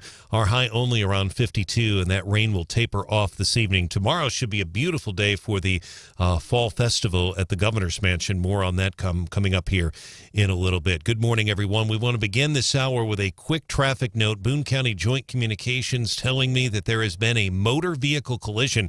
Happened about 7:30 this morning. It's at Worley and West Boulevard here in Columbia. Now, authorities are still on scene as we speak. They don't have a lot of information. Joint Communications telling the Eagle they're still there. They are urging you to avoid the area. If anyone has additional information, certainly give us a call or a text if it's safe, and we'll update this as soon as we get more information from Joint Communications. Meantime, a veteran law enforcement officer who's been the Fulton police chief for more than 19 years will retire in early December. Steve Myers has been the Fulton chief since 2002. He's also a former Montgomery County sheriff. He successfully pushed years ago for a crisis intervention team. He trained his officers to help identify those who need mental health assistance. Says that has kept many people safe, including his officers. He and his team have also provided security for numerous dignitaries who have visited Fulton over the years. Just in the last few years, former Vice President Dick Cheney, U.S. Senator Bernie Sanders of Vermont, and former former Secretary of State Madeleine Albright, just to name a few. Here in about 90 minutes, Boone County prosecutors and defense attorneys will be back in court one more time this morning in Columbia before the high-profile murder trial involving Joseph Elledge. That starts Monday. Elledge is charged with killing his wife, Mungshi Ji, in October 2019. Defense attorney Scott Rosenblum has filed some motions to suppress. A judge will consider those motions, other motions, at 9 o'clock this morning. 200 potential jurors will be called for Elledge's trial. Again, that starts on Monday morning. That trial could go into the evenings. The judge himself, Brooke Jacobs, announced in court last week he'd like to see that trial wrap up in 2 weeks. However, he has reserved 3 weeks for the trial. A former television news anchor in Kansas City says he is the strongest voice for Missouri's 4th Congressional District. Republican Mark Alford hopes to replace Congresswoman Vicky Hartzler in the sprawling district, which includes Lebanon, Columbia, Fort Leonard Wood as well.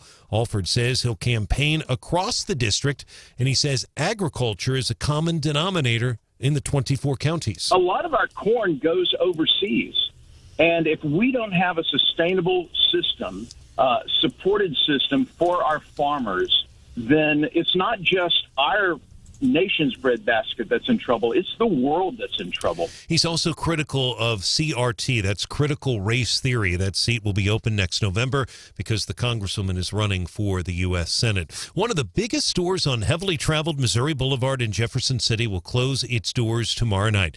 Best Buy's final day of business is tomorrow. The store will be open tomorrow from 11 until 7. Best Buy's Kevin Flanagan tells 93.9 The Eagle the closure in Jefferson City is part of their regular and ongoing review process of stores, leases coming up for renewal. He says the Jefferson City Best Buy has 15 full-time, some part-time employees as well. He says the decision to close a store is never an easy one. And your children and grandchildren will have an opportunity to trick or treat tomorrow afternoon at the Governor's Mansion in Jefferson City. Perfect fall weather is expected for the Parson Family Fall Festival. That'll start at 1, goes until 3 tomorrow at the Mansion, which is in downtown, just a couple of blocks from the Missouri Capitol. Governor Parson will join us live here in a few moments. He's going to be talking about some other topics. However, he does say there'll be a bounce house, face painting, trick-or-treating as well, and the K Brothers will be there. They'll be performing bluegrass music as well. 93.9 The Eagle News is brought to you on this Friday morning by the Callaway Bank. The Callaway Bank is with you for the moments that matter. 93.9 The Eagle News time, 8:07.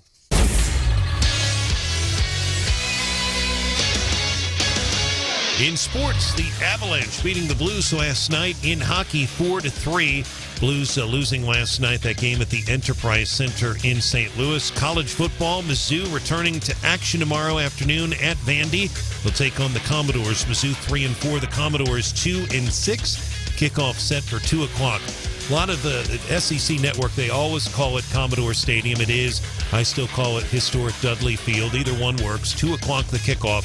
Pre-game on the Central Bank Tiger Network will start at noon tomorrow from Nashville. And Mizzou is serving as the host for the 2021 SEC Cross Country Championships this morning at Gans Creek. The men's 8K race starts at 10:05. Women's race is at 11. Admission is free. Looking out the window, it's still kind of dreary right now, hoping for good weather. It is open to the public if you'd like to go, and it is free. You can also watch live coverage, SEC Network, starting at 10. 93.9 The Eagle Sports, brought to you by Woods Basement Systems, the most reviewed contractor for all things with your basement. 800-388-9326, a free estimate. 93.9 The Eagle News Time, 8:08.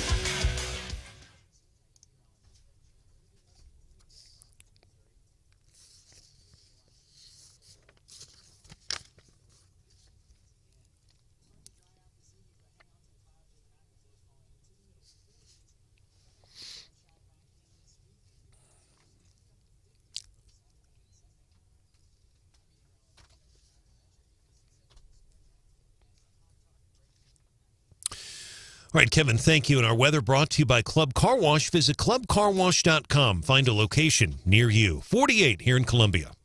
Eagle Eye Traffic. Traffic check with MidmoHires.com. Local companies looking for local people. Again, we've got a motor vehicle collision right now, folks, at Worley and West Boulevard in Columbia. I've spoken to Joint Communications on the phone. They don't have a lot of information, but they can tell me that the officers are still on scene. Please avoid the area if at all possible.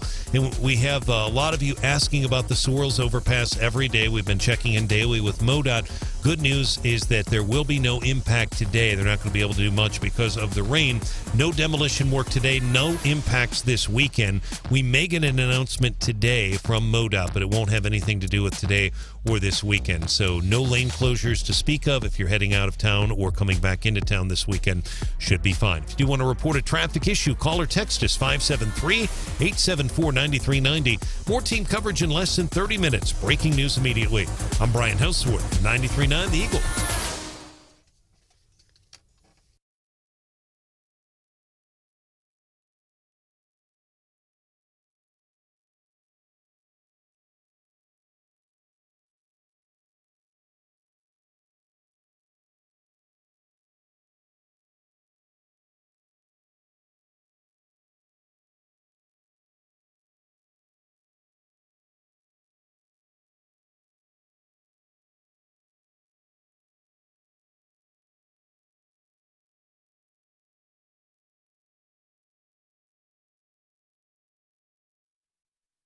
I can't wait for the weekend to begin. Everybody's working for the weekend.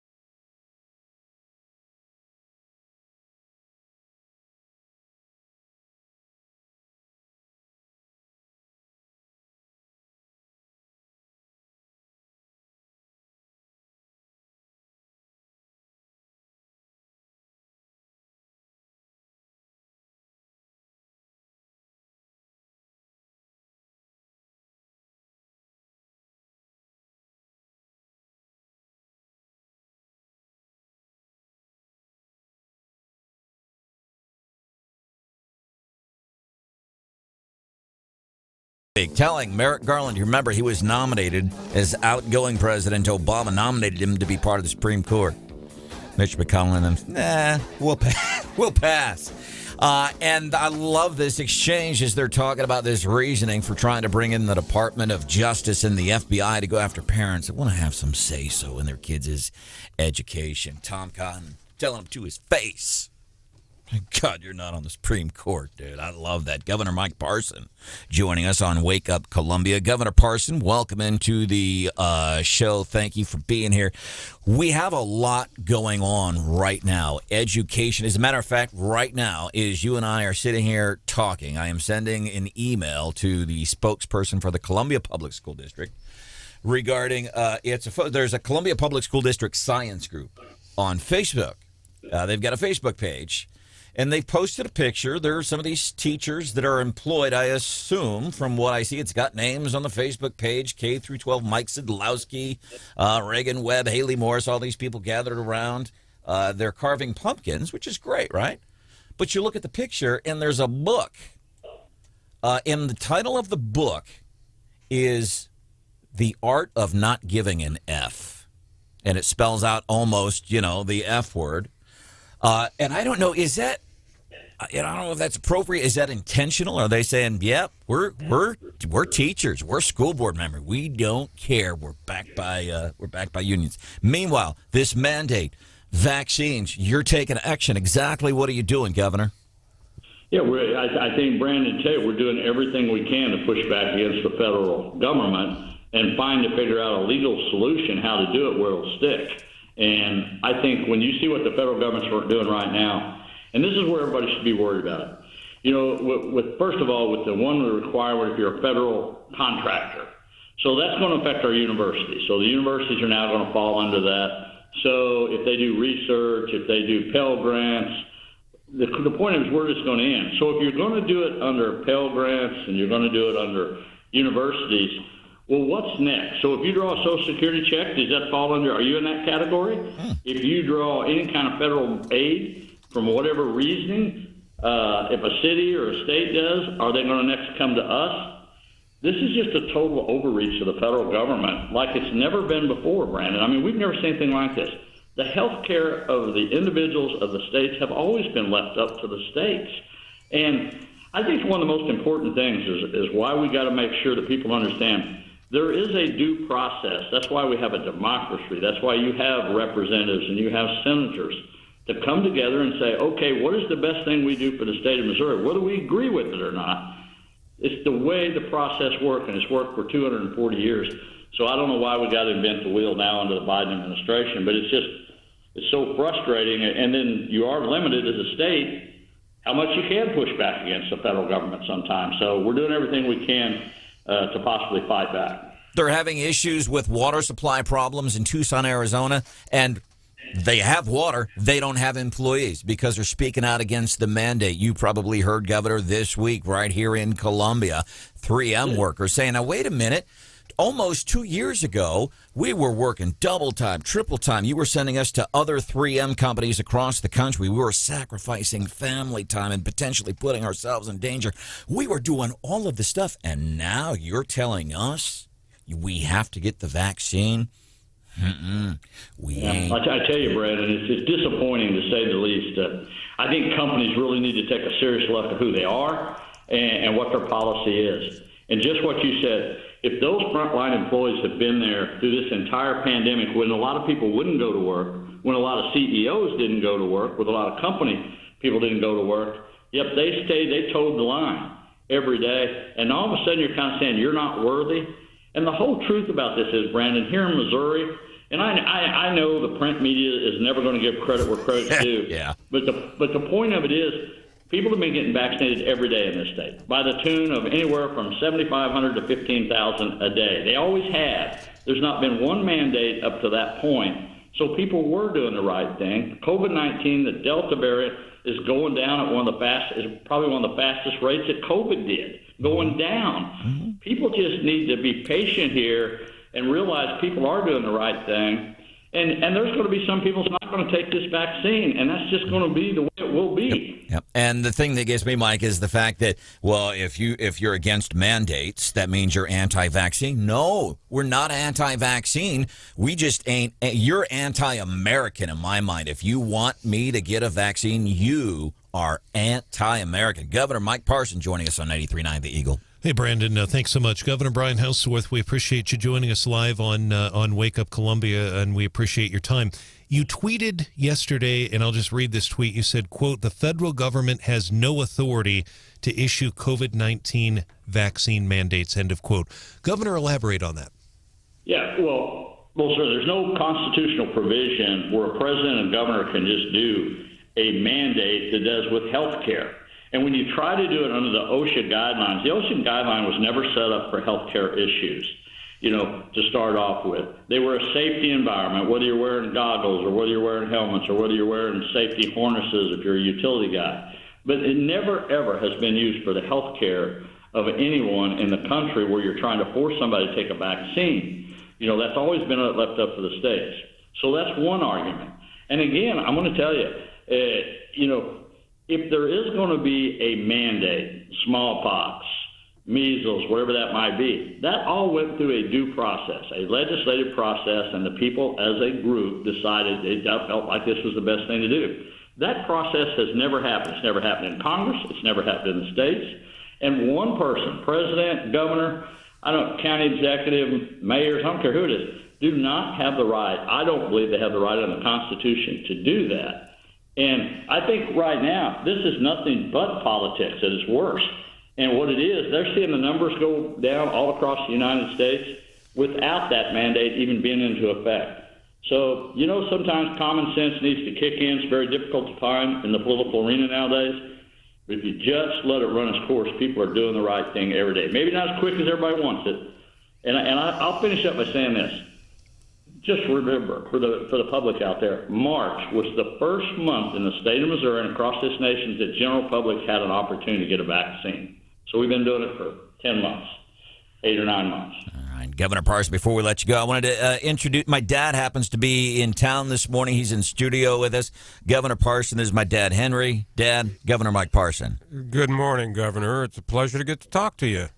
Hey, Henry, I heard your son there talking about the Supreme Court part. Come on. So I'm going to nominate him for the Supreme Court. Just so you know, I don't get why you're here in the studio this morning.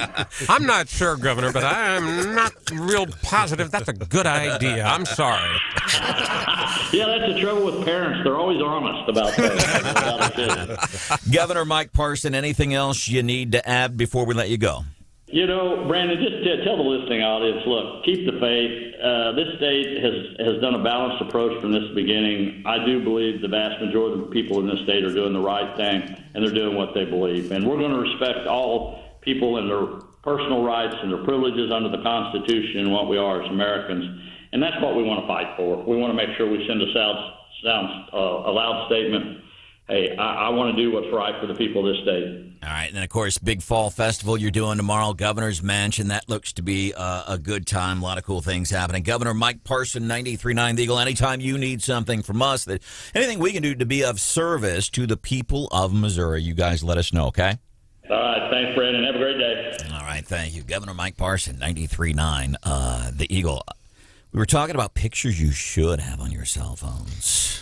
And we're getting a lot of response on text. I love this. And this all started, Stephanie shares a great picture about a picture she was taking, medicine bottles, and there was more than just medicine bottles in the picture, and she shows it to her doctor.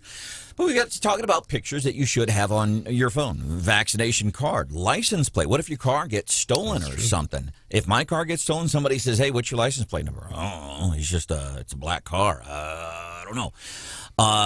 Maybe Social Security card, things like that. And so we've asked, what else should be on there? Some really good suggestions. Yeah, Amy says she takes a picture of where she parks when she parks in a big parking lot. That is so smart because, you can walk around trying to beep your car, but some of those parking lots, that's a really good idea. And I think somebody else, was it Chuck that said he takes a picture of the inside of his fridge before he goes to the grocery store? That's smart. Because you're thinking, do I have that? Do I not have that? I'm confused. Those are good ideas, especially at my age. I'll tell you what, you go to, gee, did I get a quart of milk last week or not? I don't remember. Yeah. It's a good idea.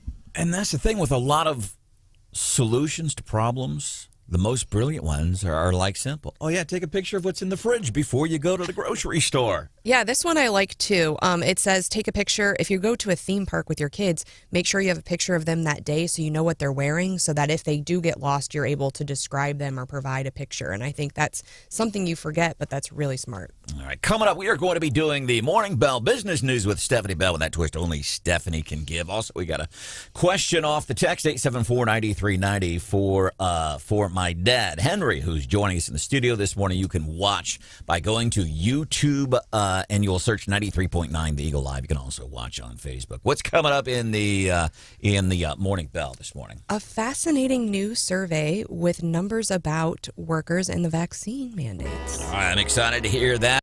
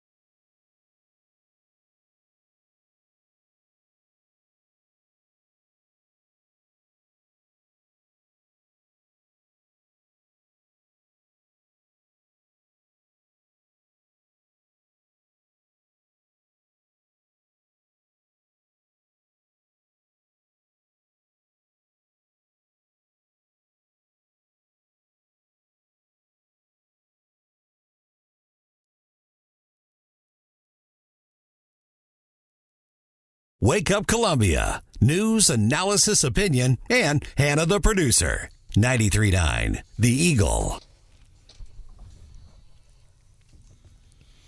Fox News is here. What is Joe doing in Europe right now? They have that story for us. And Brian Hauswirth is going to be here, too, 8:31. There's a lot happening in town this weekend. One area of town particularly could get jammed up. A lot of folks got to be in town. We'll find out what's going on there. What areas are going to be affected? He's here at 8:31. And then we're going to be nominating winners and losers of the week at 8:35. And a question. My dad's been joining us in studio this morning. One of our listeners has a question for my dad on the text. We'll get to that coming up about 8:35. Right now, 8:25. It's time for the Morning Bell Business News with Stephanie Bell with a little twist that only Stephanie can give you. So we know the incentives Biden offered kept people at home, right? We've got this labor shortage, but now we know that the vaccine mandate is only complicating that problem. And now that we have data to support it. So the Kaiser Family Foundation did a new survey, and they said 5% of unvaccinated workers left their job, have already left the job because of a vaccine requirement. There's actually 25% of workers say that they are required at work to have the vaccine, and that's up from just 9% in June. So we're seeing a spike in the number of employers that are requiring the vaccine. And right now, they said more than 1/3 of unvaccinated workers said they would quit if their employer starts to require the vaccine. And so I think those numbers, I think we kind of knew that already, but even, I mean, that's pretty staggering.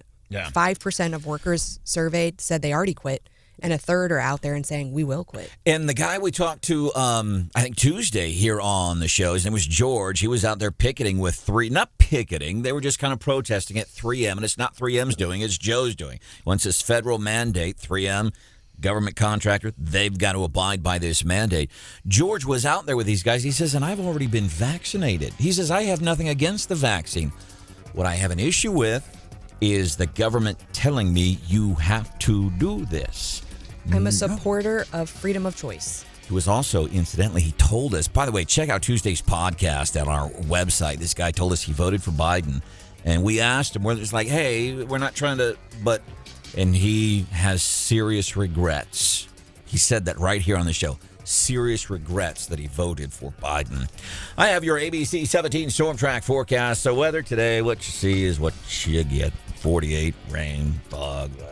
That's how we get into our Feel Good Friday. But check this out. Tomorrow and Sunday, man, we're looking pretty good. Tomorrow, if your kid's doing trick-or-treat activities, sunshine, 58, and then Sunday, kind of the same thing. Sunny, 57, still 48. Stop by Club Car Wash, get an unlimited membership. These are only $20 a month. Go to their website. You can get more details, clubcarwash.com. Fox News, I'm Chris Foster. President Biden's in Rome for this weekend's G20 summit of world leaders. Back home, his agenda remains stalled by progressive Democrats in the House, not trusting an agreement on a big social and environmental spending bill. They can't even convince progressives to support the bipartisan infrastructure bill. Democrats can't pass the bill if liberals balk. They lack the votes. Moderate Democrats are seething at liberals. Fox's Chad Pergram. Migrant parents and children separated when they came into the United States may get paid settling lawsuits filed on their behalf. The Biden administration is looking to pay each migrant separated from their families at the border by the Trump administration $450,000 apiece, or $1 million per family in settlements. It's being reported in the Wall Street Journal, which says that is not a finalized number. Ultimately, it would put taxpayers on the hook for $1 billion or more. Fox's Evan Brown. America's listening to Fox News. And now, award-winning news coverage with Brian Hauswirth on 93.9 The Eagle and 93.9theeagle.com. 93.9 The Eagle News Time with Robinson's Cleaners. Robinson saves you time. It is 8:31, 48 right now in Columbia. It's 47 degrees in Jefferson City. Our high today will only be about 52 degrees. A lot of the fog appears to have been burning off throughout the morning, but rain will continue at least through around noon today into the early afternoon. Cloudy tonight, low near 46, and sun finally returns tomorrow with a high of 58 degrees. Good morning. Here's some of the stories we're working on. Several hundred of the nation's top college runners are in Columbia this morning. The 2021 SEC Cross Country Championships will take place here at the Gans Creek Cross Country Course in Columbia. First time ever, Mizzou has hosted the SEC Cross Country Championships. Will be broadcast live on the SEC Network starting at 10 this morning. Columbia Mayor Brian Treese describes Gans Creek as a great partnership between Mizzou, the city of Columbia, Parks and Rec, as well as Mizzou Cross Country. We'll learn final details here in about an hour or so about plans for next week's high-profile murder trial in Columbia. 36-year-old Joseph Elledge is charged with first-degree murder for the death of his wife, Mungshi G, back in 2019. Her remains were found earlier this year, Rockbridge State Park, that's just south of Columbia. Judge Brooke Jacobs has scheduled a hearing for 9 this morning. Jury selection begins Monday at the Boone County Courthouse. Now, we could have jury selection all day Monday, but it could go into Tuesday.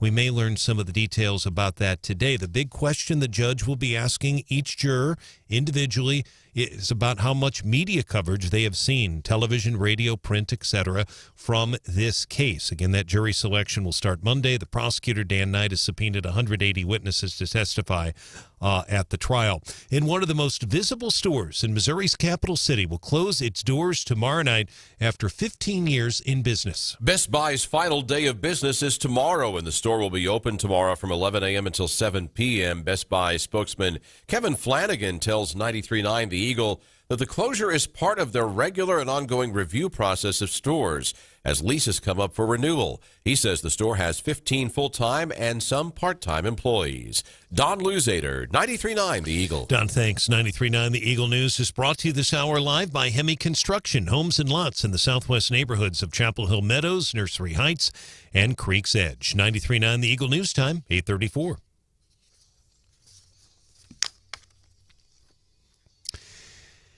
In sports hockey, the Blues lose to the Avalanche last night at Enterprise Center 4-3. We talked about Mizzou hosting the SEC Cross Country Championships this morning, really hoping for some better weather for the runners and the fans as well. This is such a big deal to have in town. Hopefully the weather will cooperate here. The men's 8K race starts at 10:05. Women's race, the 11 this morning. It is free admission. It's open to the public. Again, live coverage, SEC Network will start at 10. College football, Mizzou at Vanderbilt tomorrow.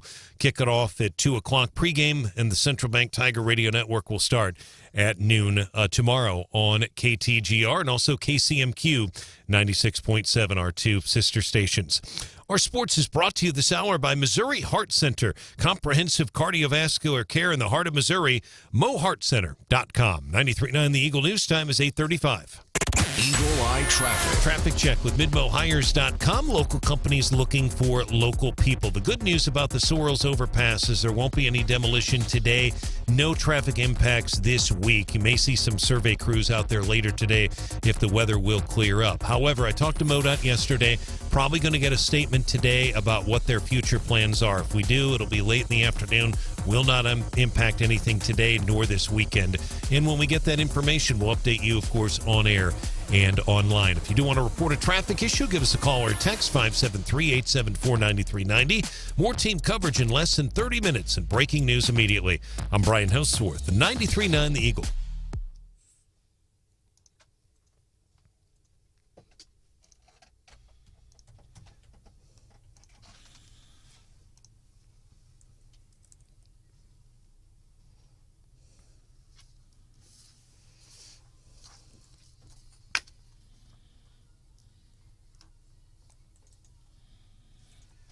Call-in contest. I'll bet a lot of times, though, you're in your car, you know the answer to the question, but you can't win because you don't have a car phone. Custom Communications will help you win. Call Custom Communications at 432-8484. My dad joining us on Wake Up Columbia this morning on 93.9 The Eagle. Any idea? Caught in your car, knowing the answer to our trivia question, and not being able to win because you haven't called Custom Communications? You know who that is? That's me. Is that you? That's me about 30 years ago. Stuart off the text, 874-9390. Hey, while your dad's there, has he ever heard any of your early radio stuff? And that is some of it. Yeah, I've heard some of it from the early years. I helped him get up to his very first real radio job. Oh, gosh. And listened for a couple of days. And it was horrible? No, I was surprised. I thought, My God, he sounds like he really belongs on the radio almost. Have you ever played the Shannon clip for him? Do you still have that? So I have a mixtape. Hey, Shannon. And my dad actually knows this Shannon that I made a mixtape for like 30 years ago. And I think this is it. So when I'm at work, I'm at a studio, I'm supposed to be working instead, making a mixtape for this girl I was dating. Hi, sweetheart. How you doing? This is Branden. I'm at school and I'm bored, so I figured I'd record a couple of songs for you just to let you know that I'm thinking about you. That's cringeworthy, man. It's so creepy. That is cringeworthy. Wow. Were you drinking in those days, too? Yeah. Maybe. How about that, bad company? And here's another one that I know you like so well. This is Saigon Kick. Love is on the way. Could get in trouble, Shannon. I've got about 10 more minutes to burn. So here's another song that I know you like, and you know who this is, and you know the title, so I'm not going to tell you. And as I look at all this music lying here before me, I can say, oh, man. All this music lying here before me. It's unfortunate you had another 10 minutes to kill. I wish that wouldn't have happened. It's Wake Up Columbia. There's my dad, Henry. Good morning, Dad. Good morning. There's Brian Hauswirth. Good morning, my friend. Bells to my left. Good morning. Hannah, the producer, in charge of things this morning. I want to get into some winners and losers of the day. Some more interesting emails on pictures we should have on our cell phones. We got somebody who said, hey, listen, like if you're disassembling anything, take a picture of it before you disassemble it. Duh. Right. That makes so much sense, but I've never thought about that before. That's a good one. Yeah, and that's the thing. It's like a lot of these things I just wouldn't think to do, but that's why we say I think that some of the biggest solutions for whatever it is, and I go back to when I was in Florida, we had a serious problem with panhandlers. And trying to enact, ordinances, and we'll take them to jail, and they did that. And guess what the cops spent most of the day doing in Pensacola, Florida? Taking panhandlers to jail, and the panhandlers they would eat, maybe shower, and released on their own recognizance. Guess how many of them came back to their court date?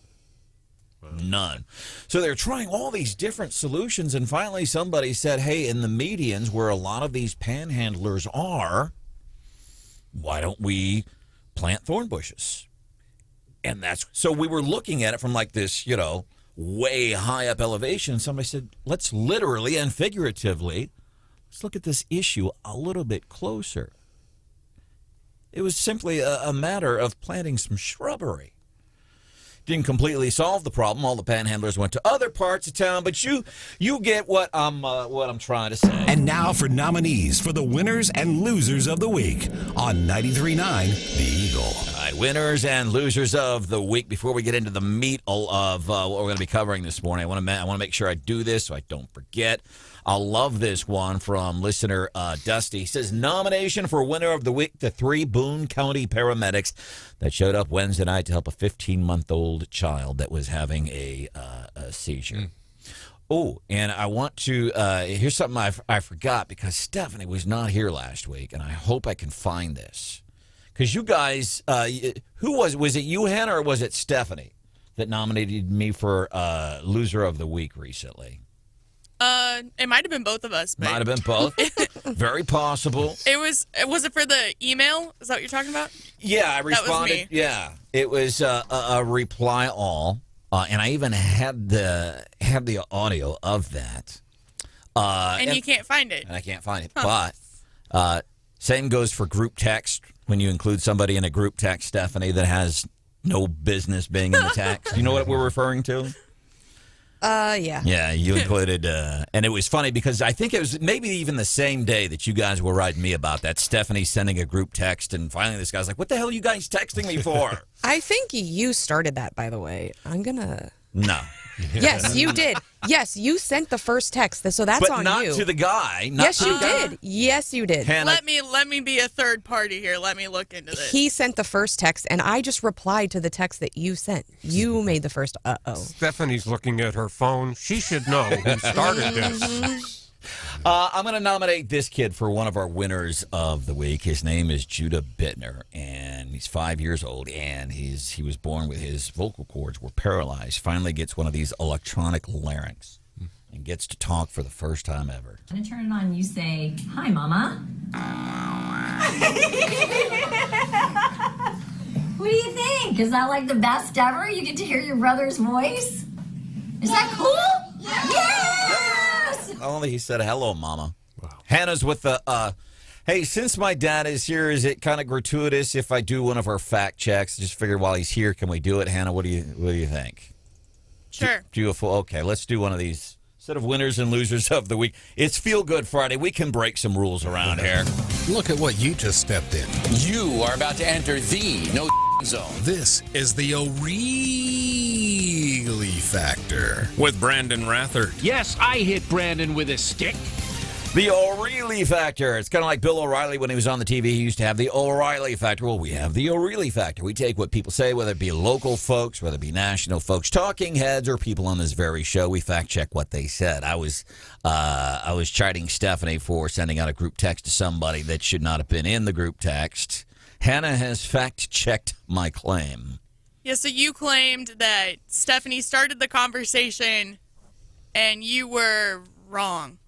I was wrong. So I started the conversation. Yeah, and you started the conversation. Brian and Stephanie both responded. And I said, "Hey, guys, this is the group chat with the photographer." Our company photographer, who was very confused. And that's when he responded and said, "What the hell's going on?" And I started that. You did. All right. Stephanie, I apologize. Aw. You don't have to apologize. I just knew that I was right. Because reply all to the wrong email or the wrong group text is like a sin of all sins. Yeah, I know. I have twice now. I know. I have a winner of the week, I think. Yes. So Congresswoman Hartzler, I loved her quote. She said, "The good news is the Democrats are in disarray," and I just thought that's a very succinct and very accurate portrayal of what's happening. Absolutely. And it's a positive spin. I mean, it is good news for those of us who are hoping that the. What is it? How many $1 trillion are we up to now? I'm not quite sure. But anyway. 28. Yeah. Hope that it goes down in flames. And I'm going to again nominate Netflix and their CEO for one of the winners of the week for not canceling Dave Chappelle's Closer comedy This special. film that I made was invited to every film festival in the United States, and some of those invitations I accepted. And when this controversy came out, they began disinviting me. Not a film company, not a movie studio, not a film festival. Nobody will touch this film. Thank God for Ted Sarandos and Netflix. He's the only one that didn't cancel me yet. Ted Sarandos, Netflix, nominating him for winner of the week because people are upset about some jokes that he made, and it's comedy, you know, it's just comedy. And Netflix saying, no, we're not pulling it. We're simply not doing it. They're not bound. And I wish we could take more lessons from people like Netflix and take more lessons from people at 3M. I'm nominating our guest, George, who was on earlier this week, who was protesting outside of 3M this week, saying, and I already got vaccinated, but I'm helping these folks protest against the vaccine mandate. I have a nomination for winner of the week. The Paris, Missouri FFA chapter won a pretty big award within the FFA national organization last night. They were the 2021 National Model of Excellence winners, which basically means they are the top FFA chapter in the nation. Wow. It's like tiny little Paris, Missouri won this great big award. That's great. And they had a little faux pas on stage. Okay. So it's some of the high school chapter officers and their FFA advisor, who's one of their ag teachers. They got so excited when they got handed their glass trophy. They apparently dropped it on stage and it shattered. Oh. I still have a glass trophy somewhere that's in a box it's sand basically by now because I've had it, so I don't know what else to do with it. And can we nominate this guy too, Tom Cotton? I am nominating him for winner of the week. This testimony, your directive, your performance is shameful. Okay? That's not. Thank God you are not on the Supreme Court. You should resign in disgrace, Judge. Man, pow, I love that. Also, lawmakers that are, Jared Schmidt's guy here in Missouri who lost his life because of Joe in Afghanistan. Jared Schmidt's buried last month in Wentzville. He is to get a medal for his service to the United States of America. And so he, I guess, will call a winner this week. And the people that are making sure that this happens also winners of the week here on 93.9 The Eagle and 93.9 TheEagle.com. Coming up about 8:52. We might dip into we've got still a lot of great suggestions in the listener mailbag. We might get into the listener mailbag this morning. Stephanie had this. She was talking about here are pictures because we know there's some pictures you should not have on your cell phone. And then there are pictures you should have on your cell phone. And really, it's kind of interesting. And then we've been getting great tips all morning long, so we'll have some of those coming up for you. 8:53, we'll do that here on 93.9 The Eagle. Hey!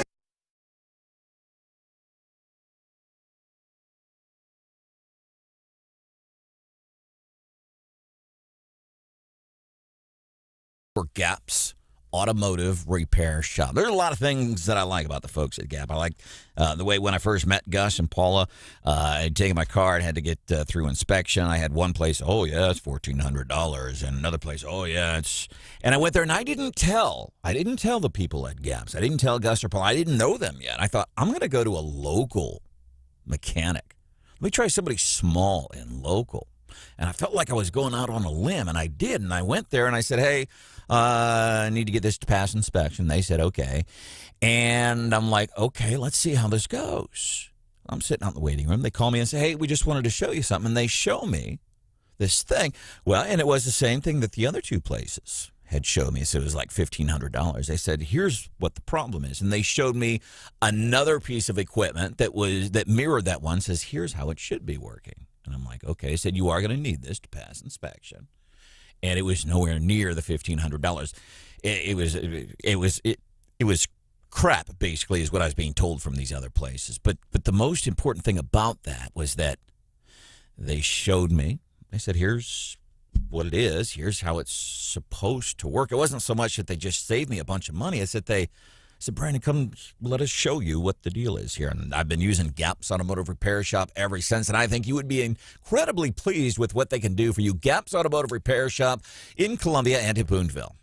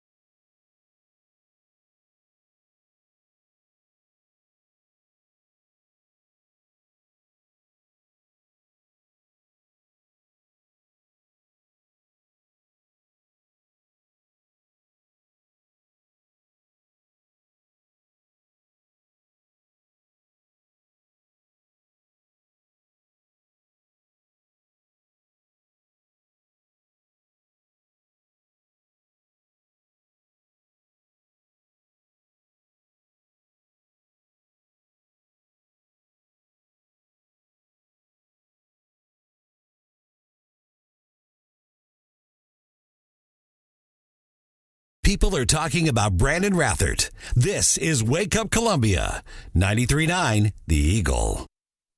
Those last couple of years, trick-or-treating, getting a little too old for it. Still out there, going through the motions. Bing bong, come on, lady, let's go. Halloween doorbells, candy, let's pick it up in there. Come to the door, they always ask you those same stupid questions. What are you supposed to be? I'm supposed to be done by now. You want to move it along with the Three Musketeers? I got 18 houses on this block, sweetheart.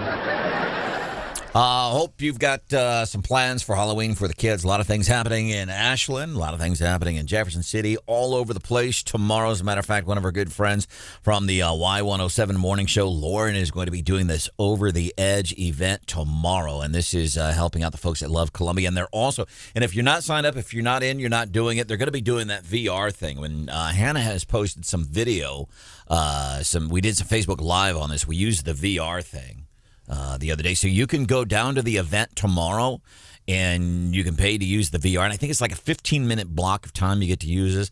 First time I have ever done virtual reality anything, and it was amazing. It was like an escape.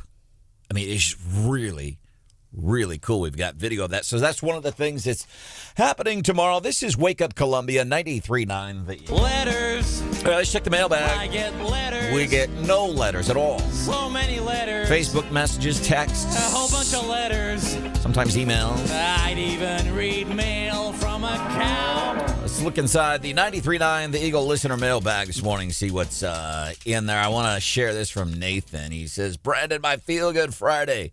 I'm back from you-know-where doing you-know-what. Now, this guy, several months ago, he kind of left us a cryptic message. Never met the guy personally. We've just been knowing him from, he's a Wake Up Columbia family member. He says, yeah, I'm getting ready to go overseas. Can't tell you what I'm doing or why I'm doing it. Still can't tell you, but you get the idea. He'd been there since prior to August. He was there during all of the ugliness. He got to see the ineptitude of Joe Biden. He got to see it up close and personal. And we are grateful that you would serve our country, Nathan. We appreciate that. Some other things in the listener mailbag. One of our listeners, Gary, sends this. I thought this was kind of interesting. Whole school board situation needs a good media investigation. By the way, before I read this, there's a CPS science page, Columbia Public School District, and it's a group of science teachers, I guess. And I mention this because apparently this Mike Sidlowski, his name has come up from parents more than once. And I will say that not in a good way, but they have a Facebook page. It's called CPS Science. And they post a CPS Science lunch day and carve at the coordinator's house. Thanks to all the science teachers who carve pumpkins. And I'm going to ask because I don't know, and I'll defer to Stephanie on this one here. But it's a group of science teachers. CPS Science is the Facebook page, and they're carving pumpkins. And right in the middle of it there's a book that says The Subtle Art of Not Giving a... And so I asked in my email to the school board or to one of the administrators within the Columbia Public School District, is this okay? Stephanie, is this something, as a parent, you go, I've got pictures. They're carving pumpkins. They've got this book. It says Subtle Art of Not Giving an F. CPS Science, so they use CPS, Columbia Public School Board, Facebook page. I'm not offended. Yeah. But I'm not easily offended. Yeah. But I might be careful about what's in my pictures. And I'm not offended either. It's a book, Subtle Art of Giving an F. Makes me laugh. But it's CPS Science teachers. Is that cause for concern? Gary Nolan's show is coming up next. We hope you have a great weekend. Today's podcast should be up by about 10 o'clock. See ya. Bye.